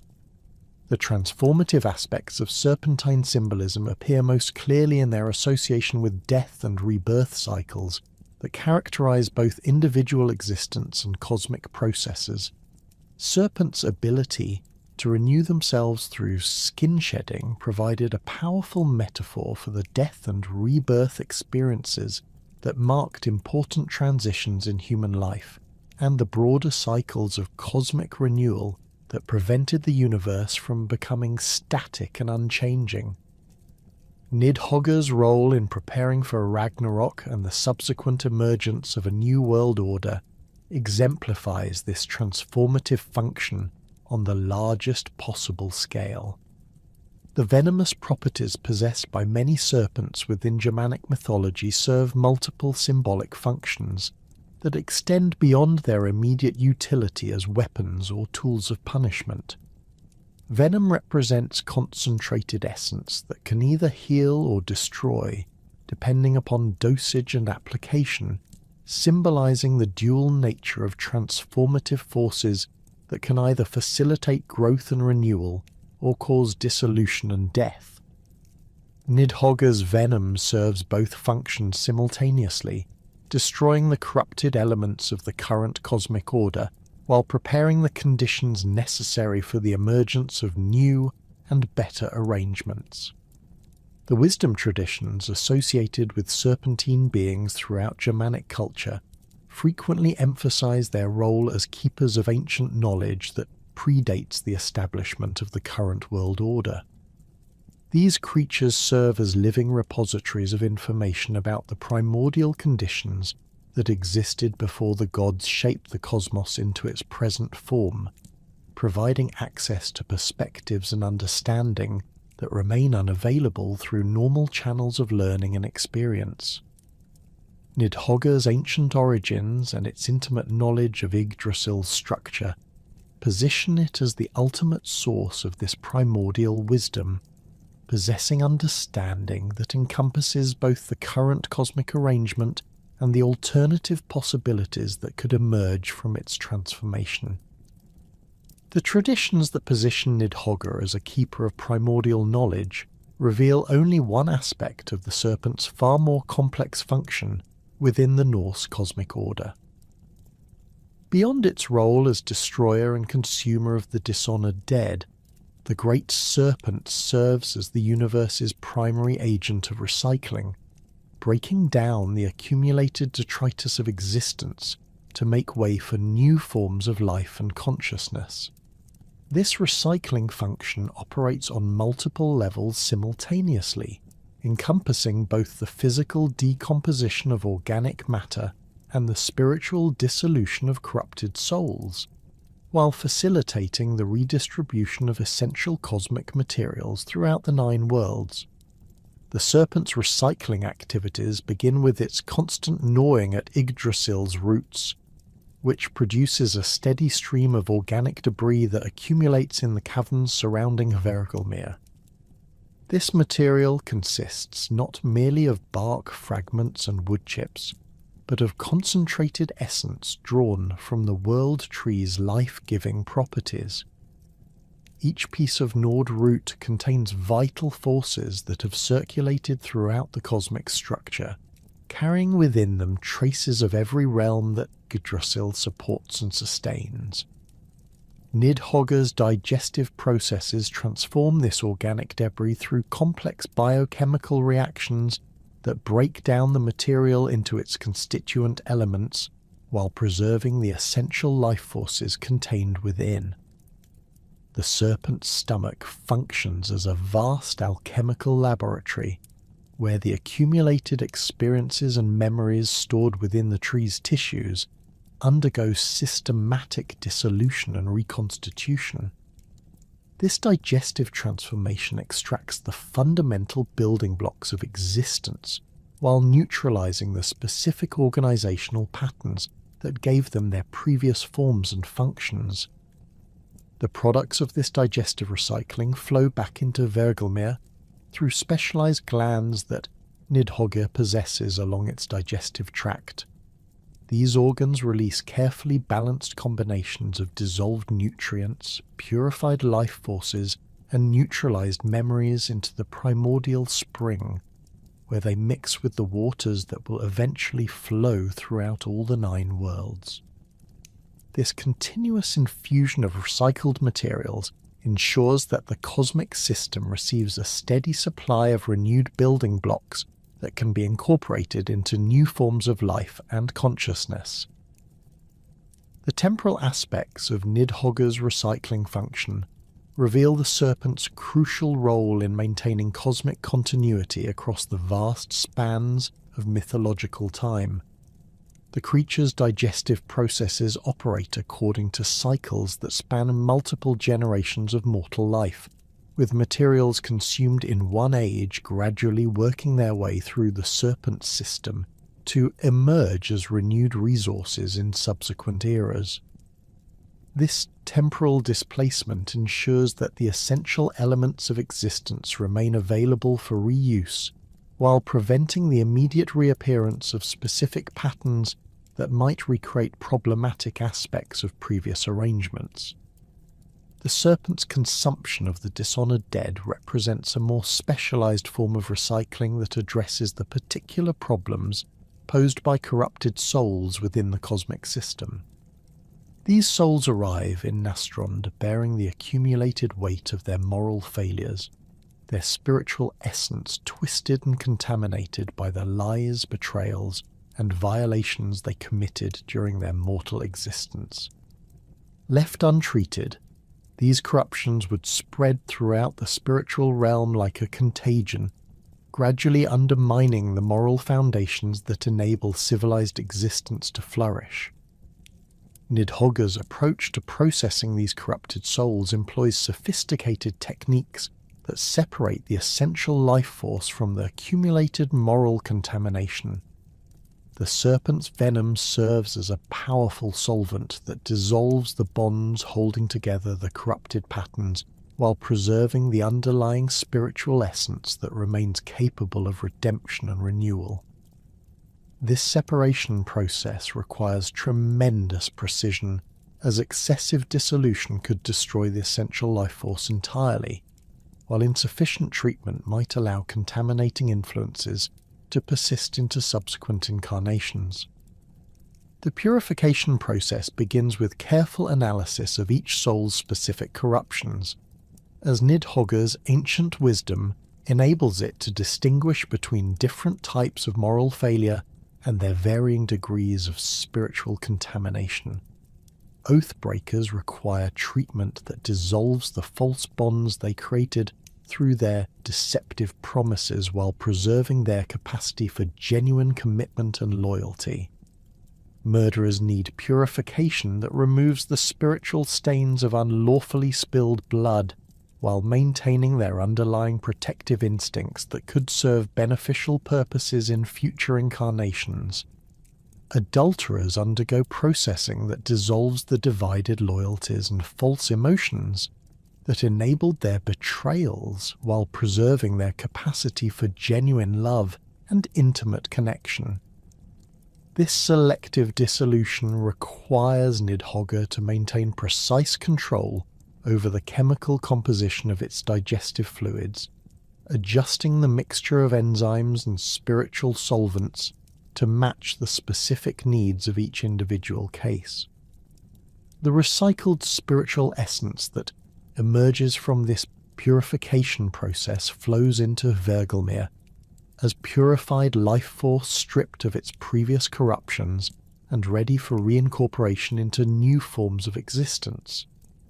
This recycled spiritual material carries no memory of its previous incarnations or the crimes that necessitated its purification, ensuring that the moral failures of one generation do not contaminate the spiritual development of subsequent ages.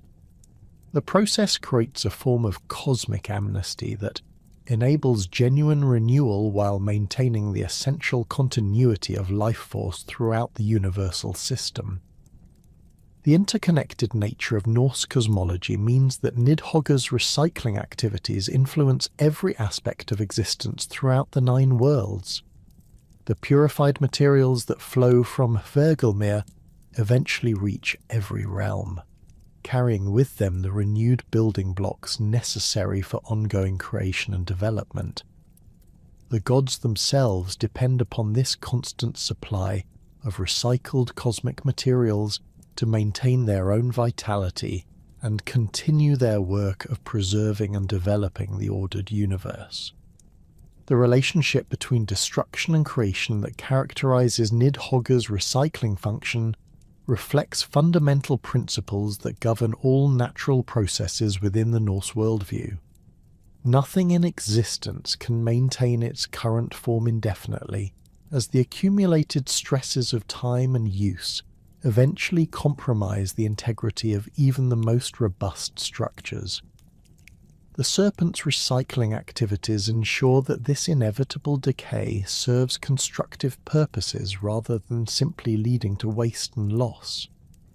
This understanding of destruction as a necessary precursor to renewal appears throughout Norse mythology in various forms, from the daily death and rebirth of the sun to the seasonal cycles that govern agricultural life to the ultimate destruction and renewal represented by Ragnarok.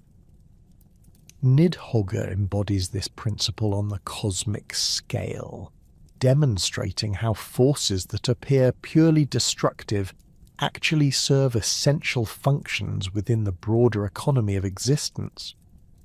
The serpent's recycling activities also address the problem of cosmic entropy that would otherwise lead to the gradual degradation and eventual collapse of the universal system.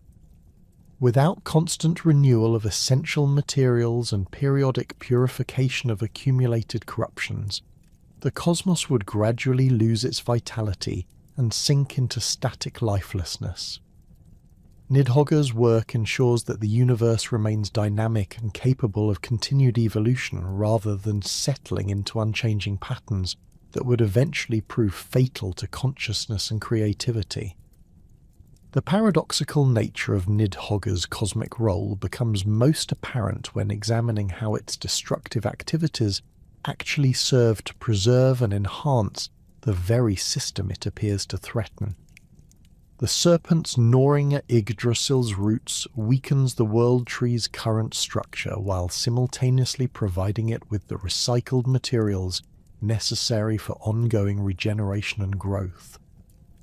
This apparent contradiction resolves when understood within the framework of cyclical time that characterizes Norse cosmological thinking. The world tree that emerges from Ragnarok's destruction will be fundamentally the same entity as the current Yggdrasil, yet renewed and strengthened through the recycling processes that Nidhogg facilitates. The serpent's gnawing removes the accumulated damage and structural weaknesses that have developed over countless ages while providing the raw materials necessary for reconstruction according to improved designs. This renewal process ensures that each cosmic cycle begins with a stronger and more resilient foundation than the previous iteration. The relationship between Nidhogg's recycling function and the broader Norse understanding of fate reveals additional layers of the serpent's cosmic significance.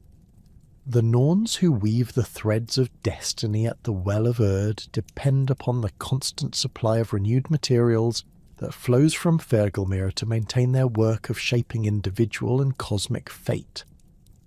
The purified life force that emerges from Nidhogg's recycling processes provides the raw material from which new destinies can be woven, ensuring that fate remains dynamic and responsive to changing conditions rather than becoming rigidly predetermined.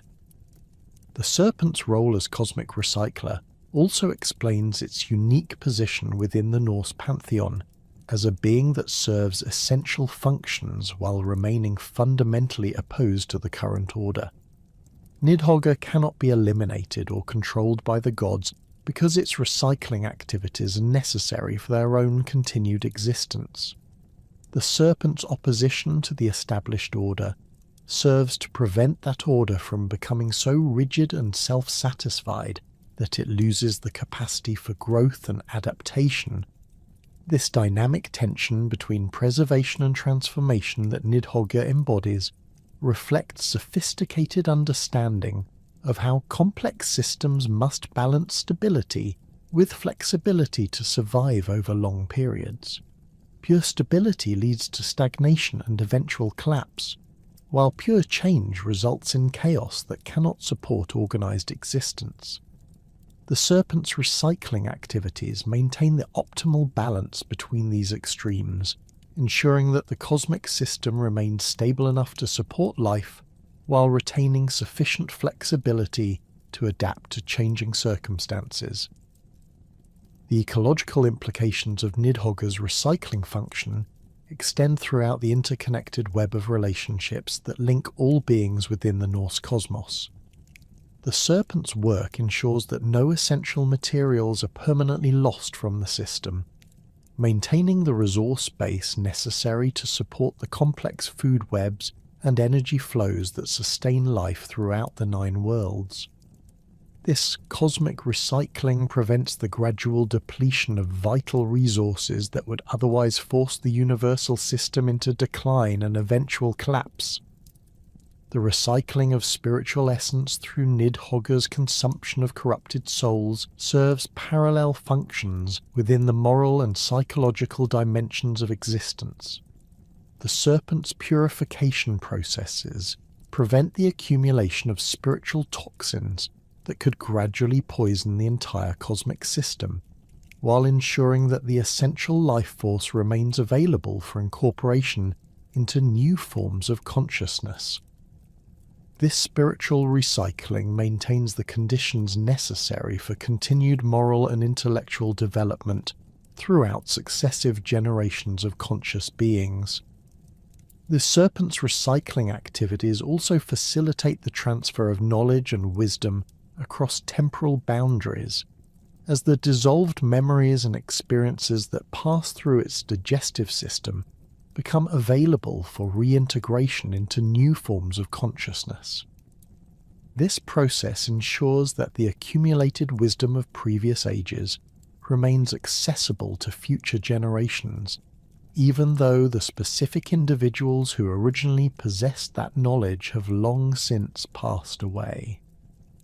The recycling function thus serves as a form of cosmic memory bank that preserves essential information while preventing the perpetuation of specific corruptions or limitations. The relationship between Nidhogg's recycling function and the approach of Ragnarok reveals how the serpent's activities contribute to the preparation for cosmic renewal on the largest possible scale. The gradual weakening of Yggdrasil's roots through constant gnawing creates the conditions necessary for the world tree's eventual collapse, while the recycling of accumulated corruptions clears away the spiritual debris that would otherwise contaminate any attempt at cosmic reconstruction.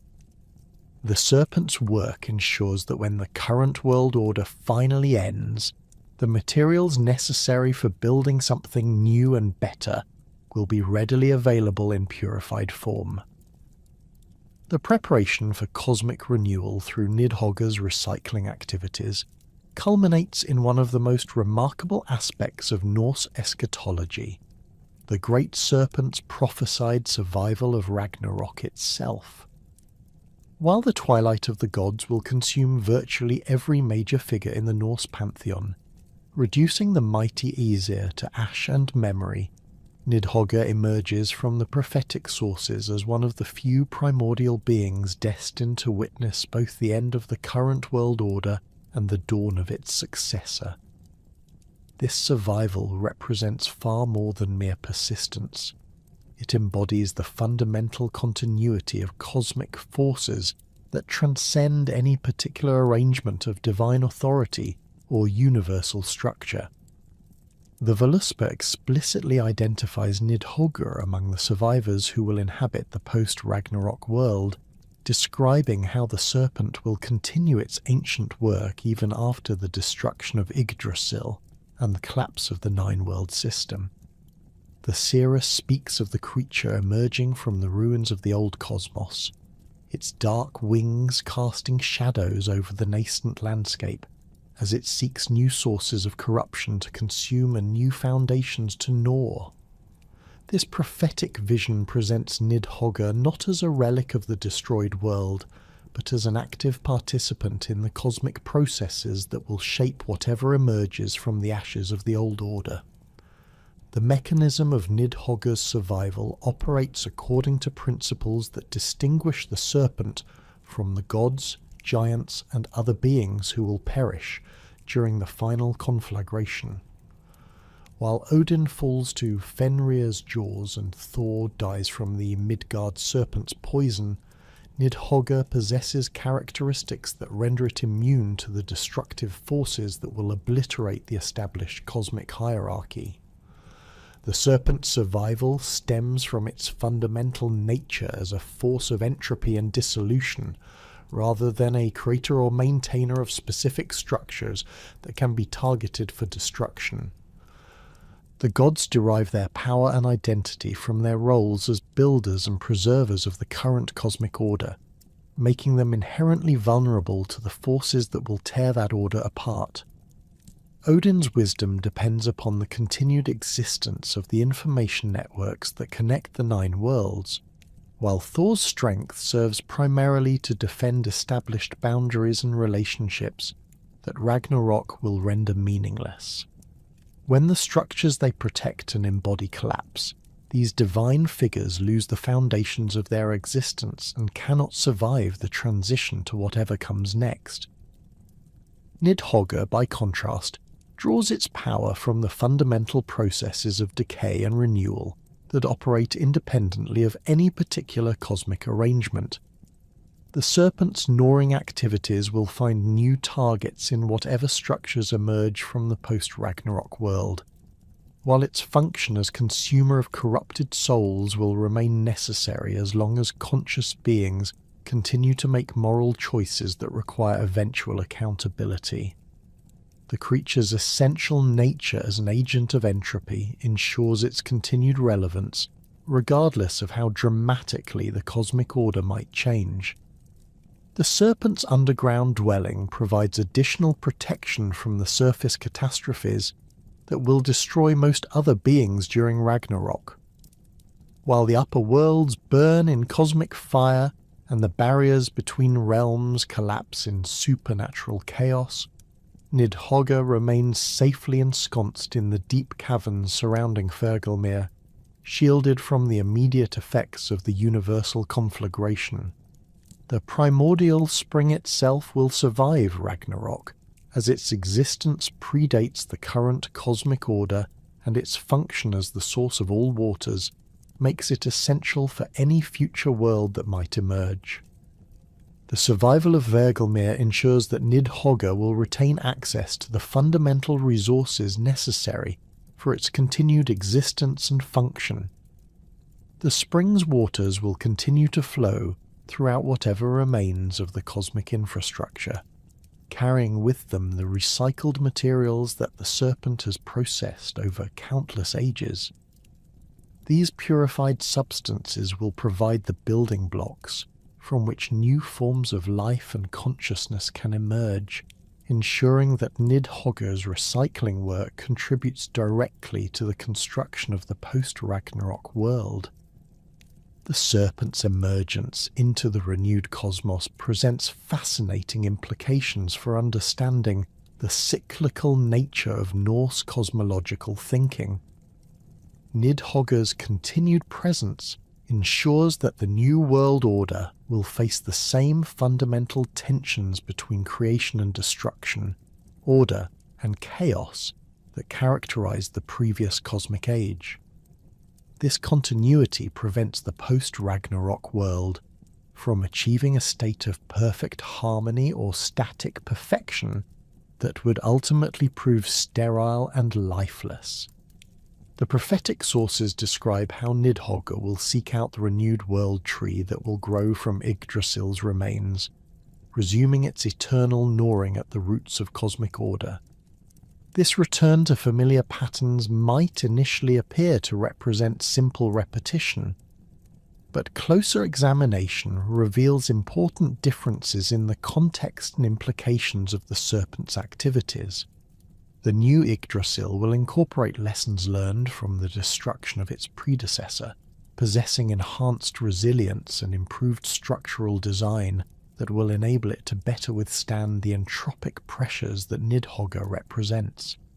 The serpent's gnawing at the new world tree will serve similar functions to its previous activities, but within a cosmic context that has been purified through the fires of Ragnarok.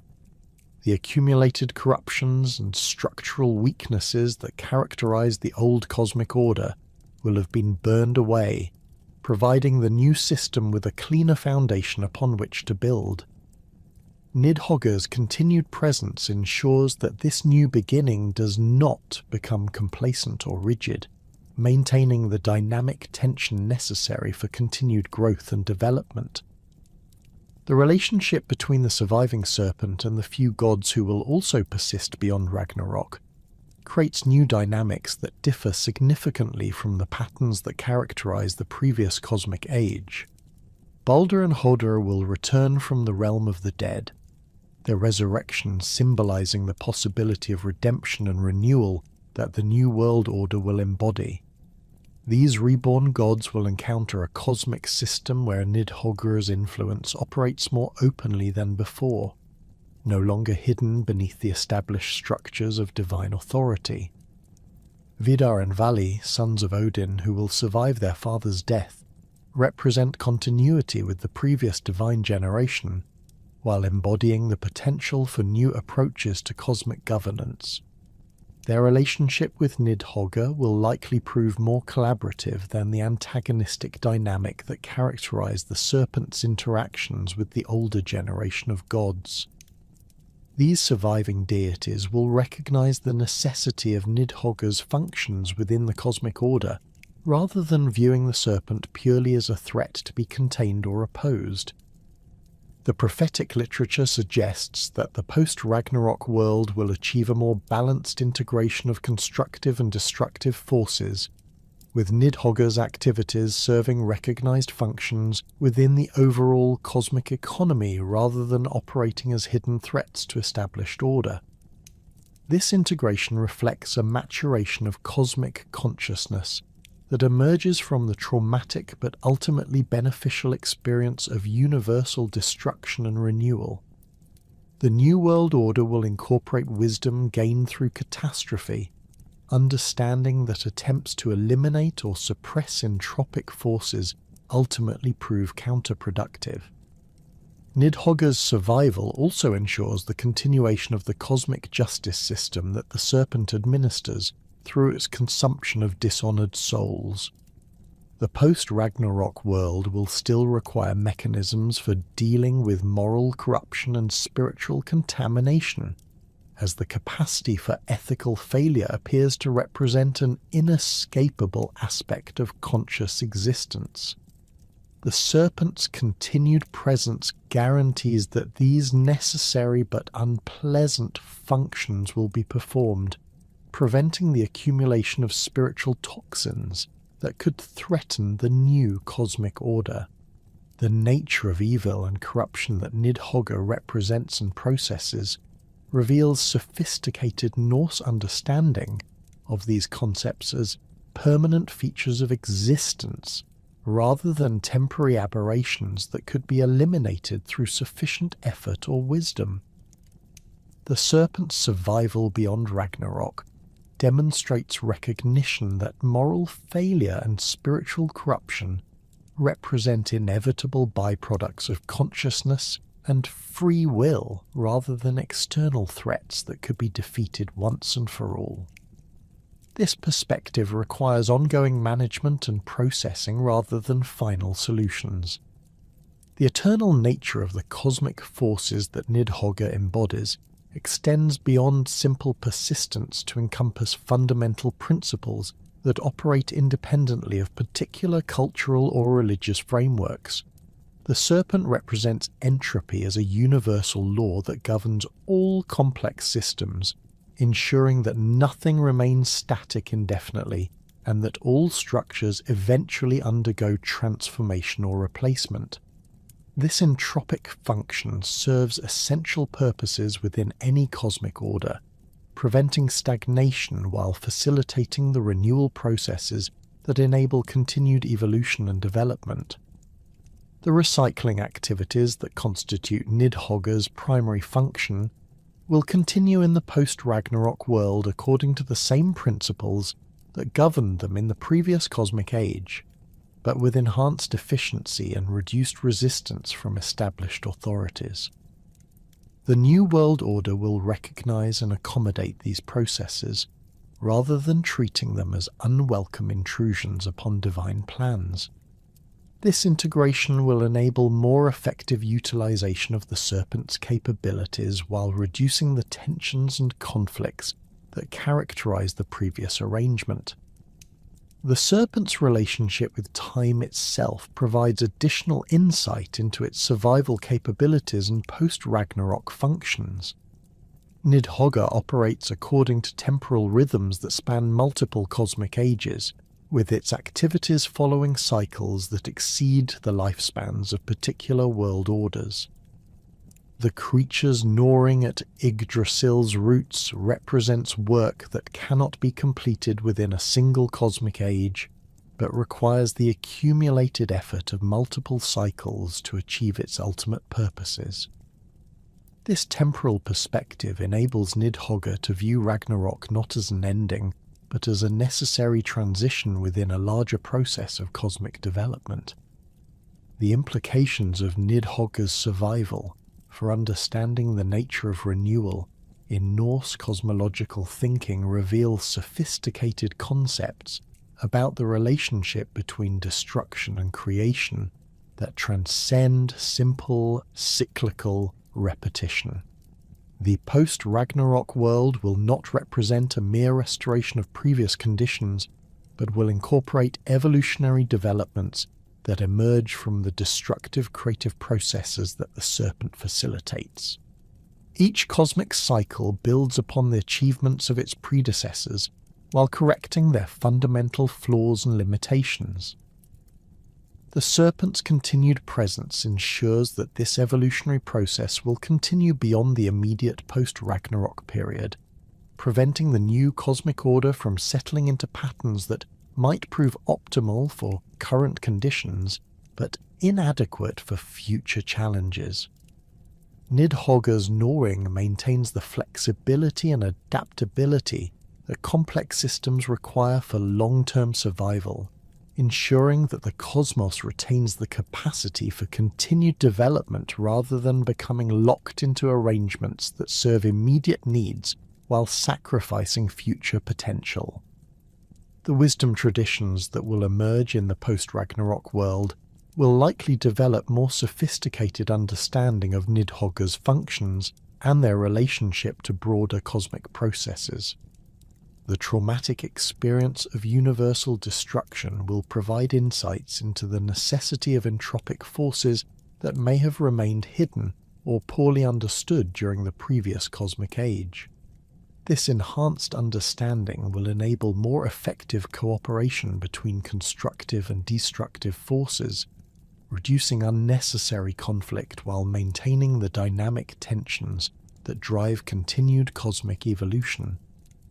The serpent's survival also guarantees the preservation of ancient knowledge and wisdom that might otherwise be lost during the cosmic transition.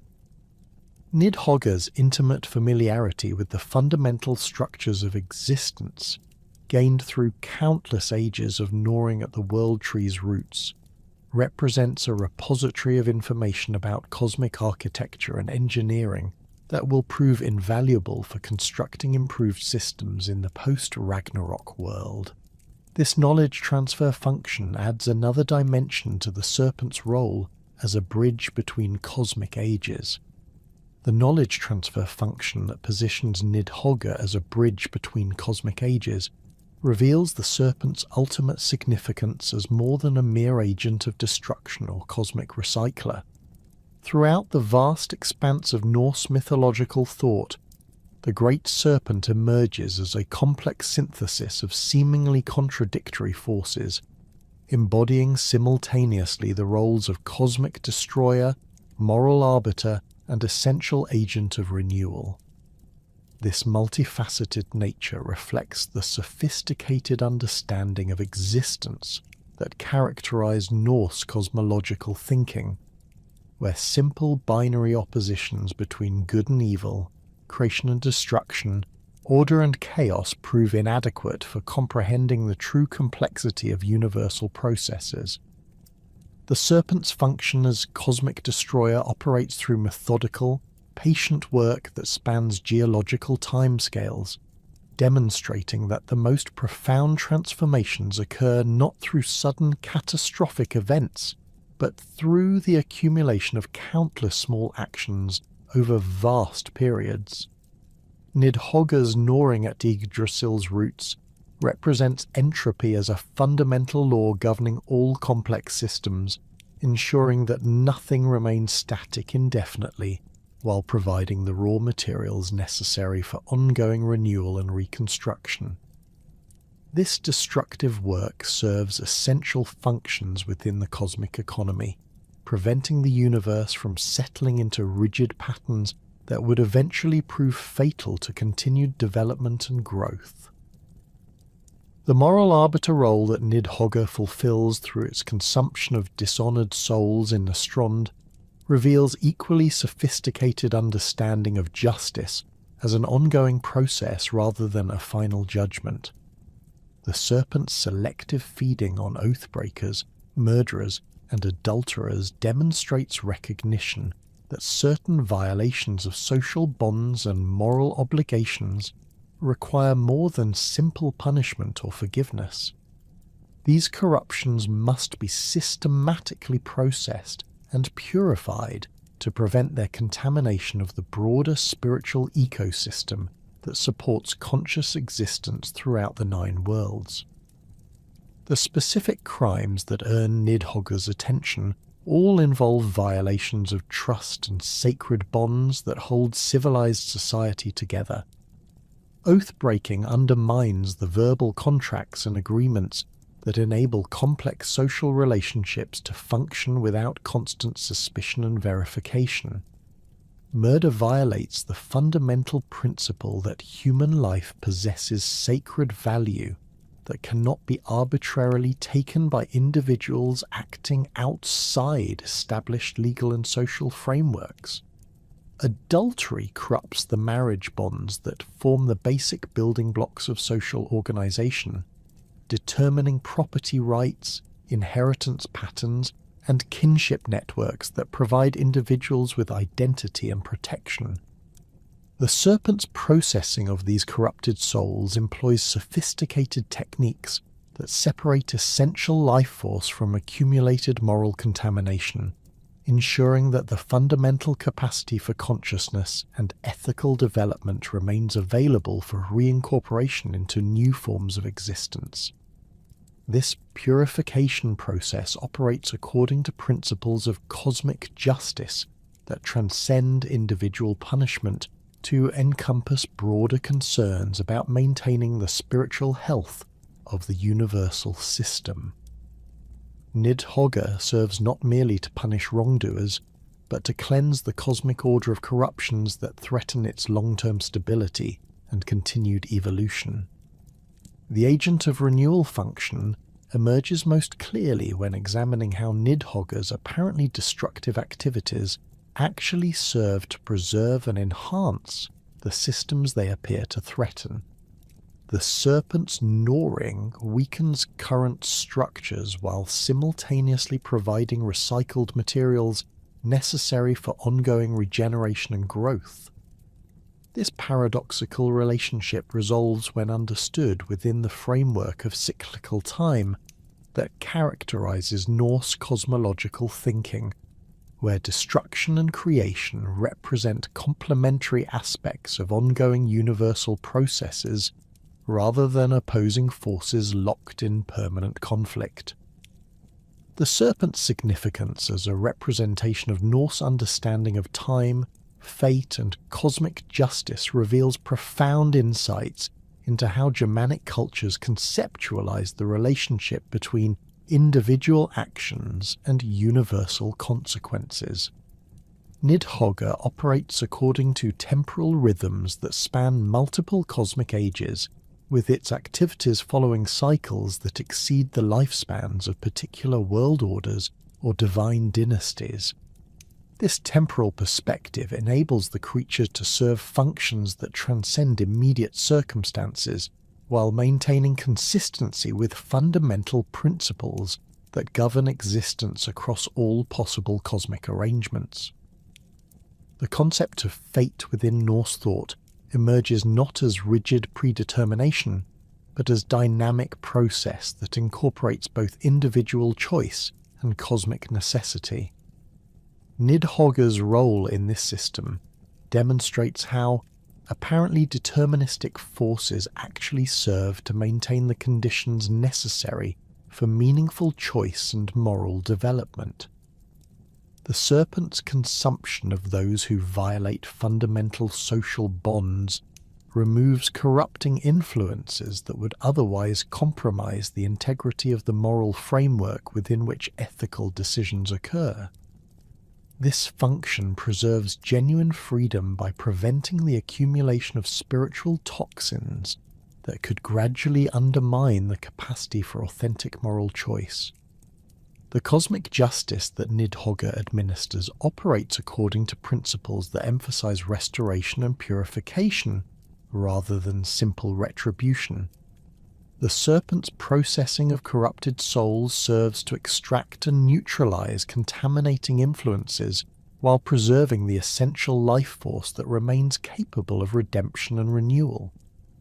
This approach reflects understanding of justice as therapeutic intervention designed to heal spiritual wounds and restore cosmic balance, rather than mere punishment intended to satisfy demands for vengeance or deterrence.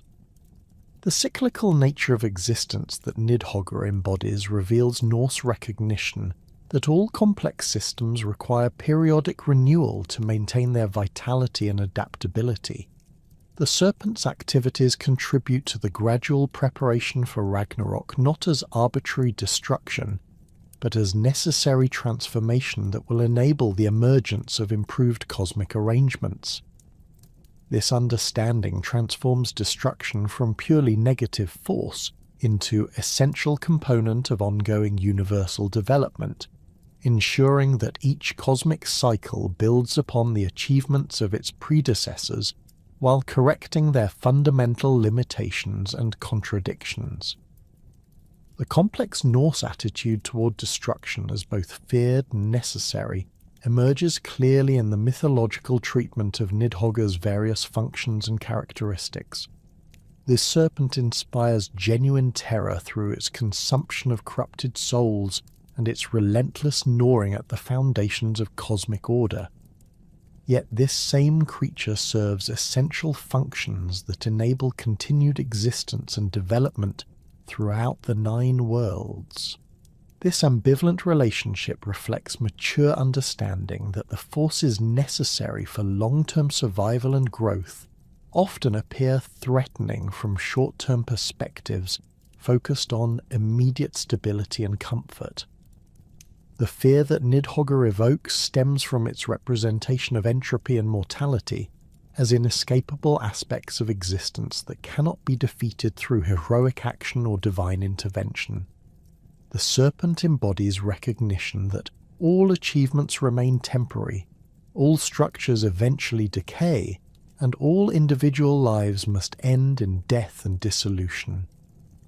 This confrontation with fundamental limitations of existence challenges human desires for permanence and security, creating psychological tensions that require sophisticated cultural frameworks for successful resolution.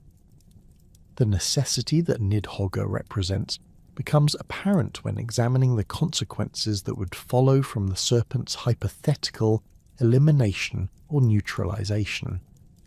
Without entropic pressure to prevent stagnation, cosmic systems would gradually lose their capacity for adaptation and growth, eventually settling into static patterns that could not respond effectively to changing circumstances. Without moral arbiter to process spiritual corruptions, the accumulated weight of ethical failures would gradually contaminate the entire cosmic order, undermining the foundations necessary for continued conscious development. The balance between these opposing perspectives requires recognition that destruction and creation represent complementary aspects of ongoing universal processes, rather than conflicting forces that must choose between victory and defeat. Nidhogg's enduring presence throughout multiple cosmic cycles demonstrates that attempts to eliminate entropic forces ultimately prove counterproductive, as such efforts typically result in the accumulation of hidden tensions that eventually explode in more catastrophic forms of destruction than would occur through gradual, ongoing processes of renewal and transformation. The enduring power of the Nidhogg myth as meditation on entropy, mortality, and cyclical existence emerges from its ability to provide meaningful framework for understanding aspects of experience that resist simple explanation or control. The serpent story offers no easy solutions to the fundamental challenges of existence, but instead provides sophisticated conceptual tools for navigating the complex relationships between individual desires and cosmic necessities, temporary achievements and eternal processes, apparent stability and underlying change. The entropy that Nidhogg represents operates as universal principle governing all complex systems, from individual biological organisms to vast cosmic structures spanning multiple worlds and dimensions. The serpent's gnawing activities demonstrate how entropic forces work gradually and persistently to break down organized structures, releasing the energy and materials contained within them for reuse in new configurations. This process ensures that the universe maintains the dynamic character necessary for continued evolution rather than settling into equilibrium states that would prove incompatible with consciousness and creativity. The mortality that the serpent embodies extends beyond simple biological death to encompass the inevitable transformation of all forms and structures throughout the cosmic order. Nidhogg's consumption of corrupted souls illustrates how even spiritual essence must undergo periodic dissolution and reconstitution to maintain its capacity for continued development and growth. This understanding transforms death from absolute ending into transitional process that enables ongoing participation in universal evolution through new forms and configurations.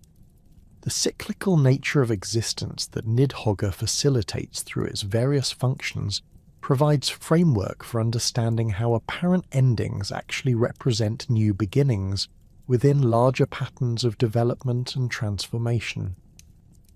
The serpent's survival beyond Ragnarok demonstrates that fundamental cosmic forces transcend particular arrangements of divine authority or universal structure, ensuring continuity across transitions that might otherwise appear to represent complete discontinuity with previous conditions.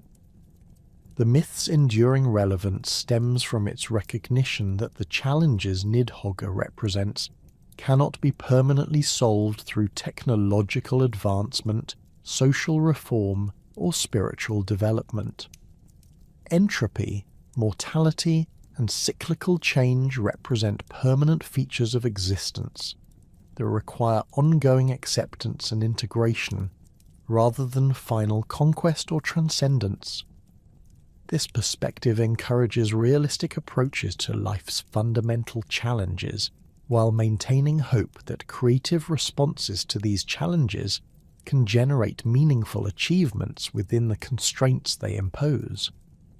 The serpent's eternal gnawing serves as powerful metaphor for the persistent effort required to maintain any worthwhile achievement in the face of entropic forces that work continuously to undermine organized structures and relationships. Nidhogg's patient, methodical approach to its cosmic functions demonstrates that the most significant transformations typically result from sustained effort over extended periods rather than dramatic interventions or sudden breakthroughs. This understanding encourages long-term perspectives that can accommodate temporary setbacks and disappointments within broader patterns of meaningful progress. The complexity of Nidhogg's mythological role reflects the sophisticated understanding of existence that emerges when simple dualistic thinking gives way to recognition of the interdependent relationships that actually govern natural and social processes. The serpent simultaneously threatens and preserves cosmic order, destroys and creates new possibilities, punishes moral failure, and enables spiritual renewal. These apparent contradictions resolve when understood within frameworks that recognize the necessity of dynamic tension for maintaining the conditions necessary for continued life and development. As the great serpent continues its eternal work beneath the roots of whatever world tree may grow in ages yet to come, Nidhogg remains a testament to the enduring wisdom embedded within Norse mythological thought. The creature's persistence across cosmic cycles demonstrates that some truths about existence transcend cultural boundaries and historical periods, offering insights that remain relevant regardless of changing circumstances or evolving worldviews. In the serpent's ceaseless gnawing, we find not merely ancient superstition but profound meditation on the nature of change, the necessity of loss, and the eternal dance between destruction and renewal that enables the universe to continue its magnificent, terrifying, and ultimately creative work of bringing forth new forms of consciousness and beauty from the endless depths of possibility.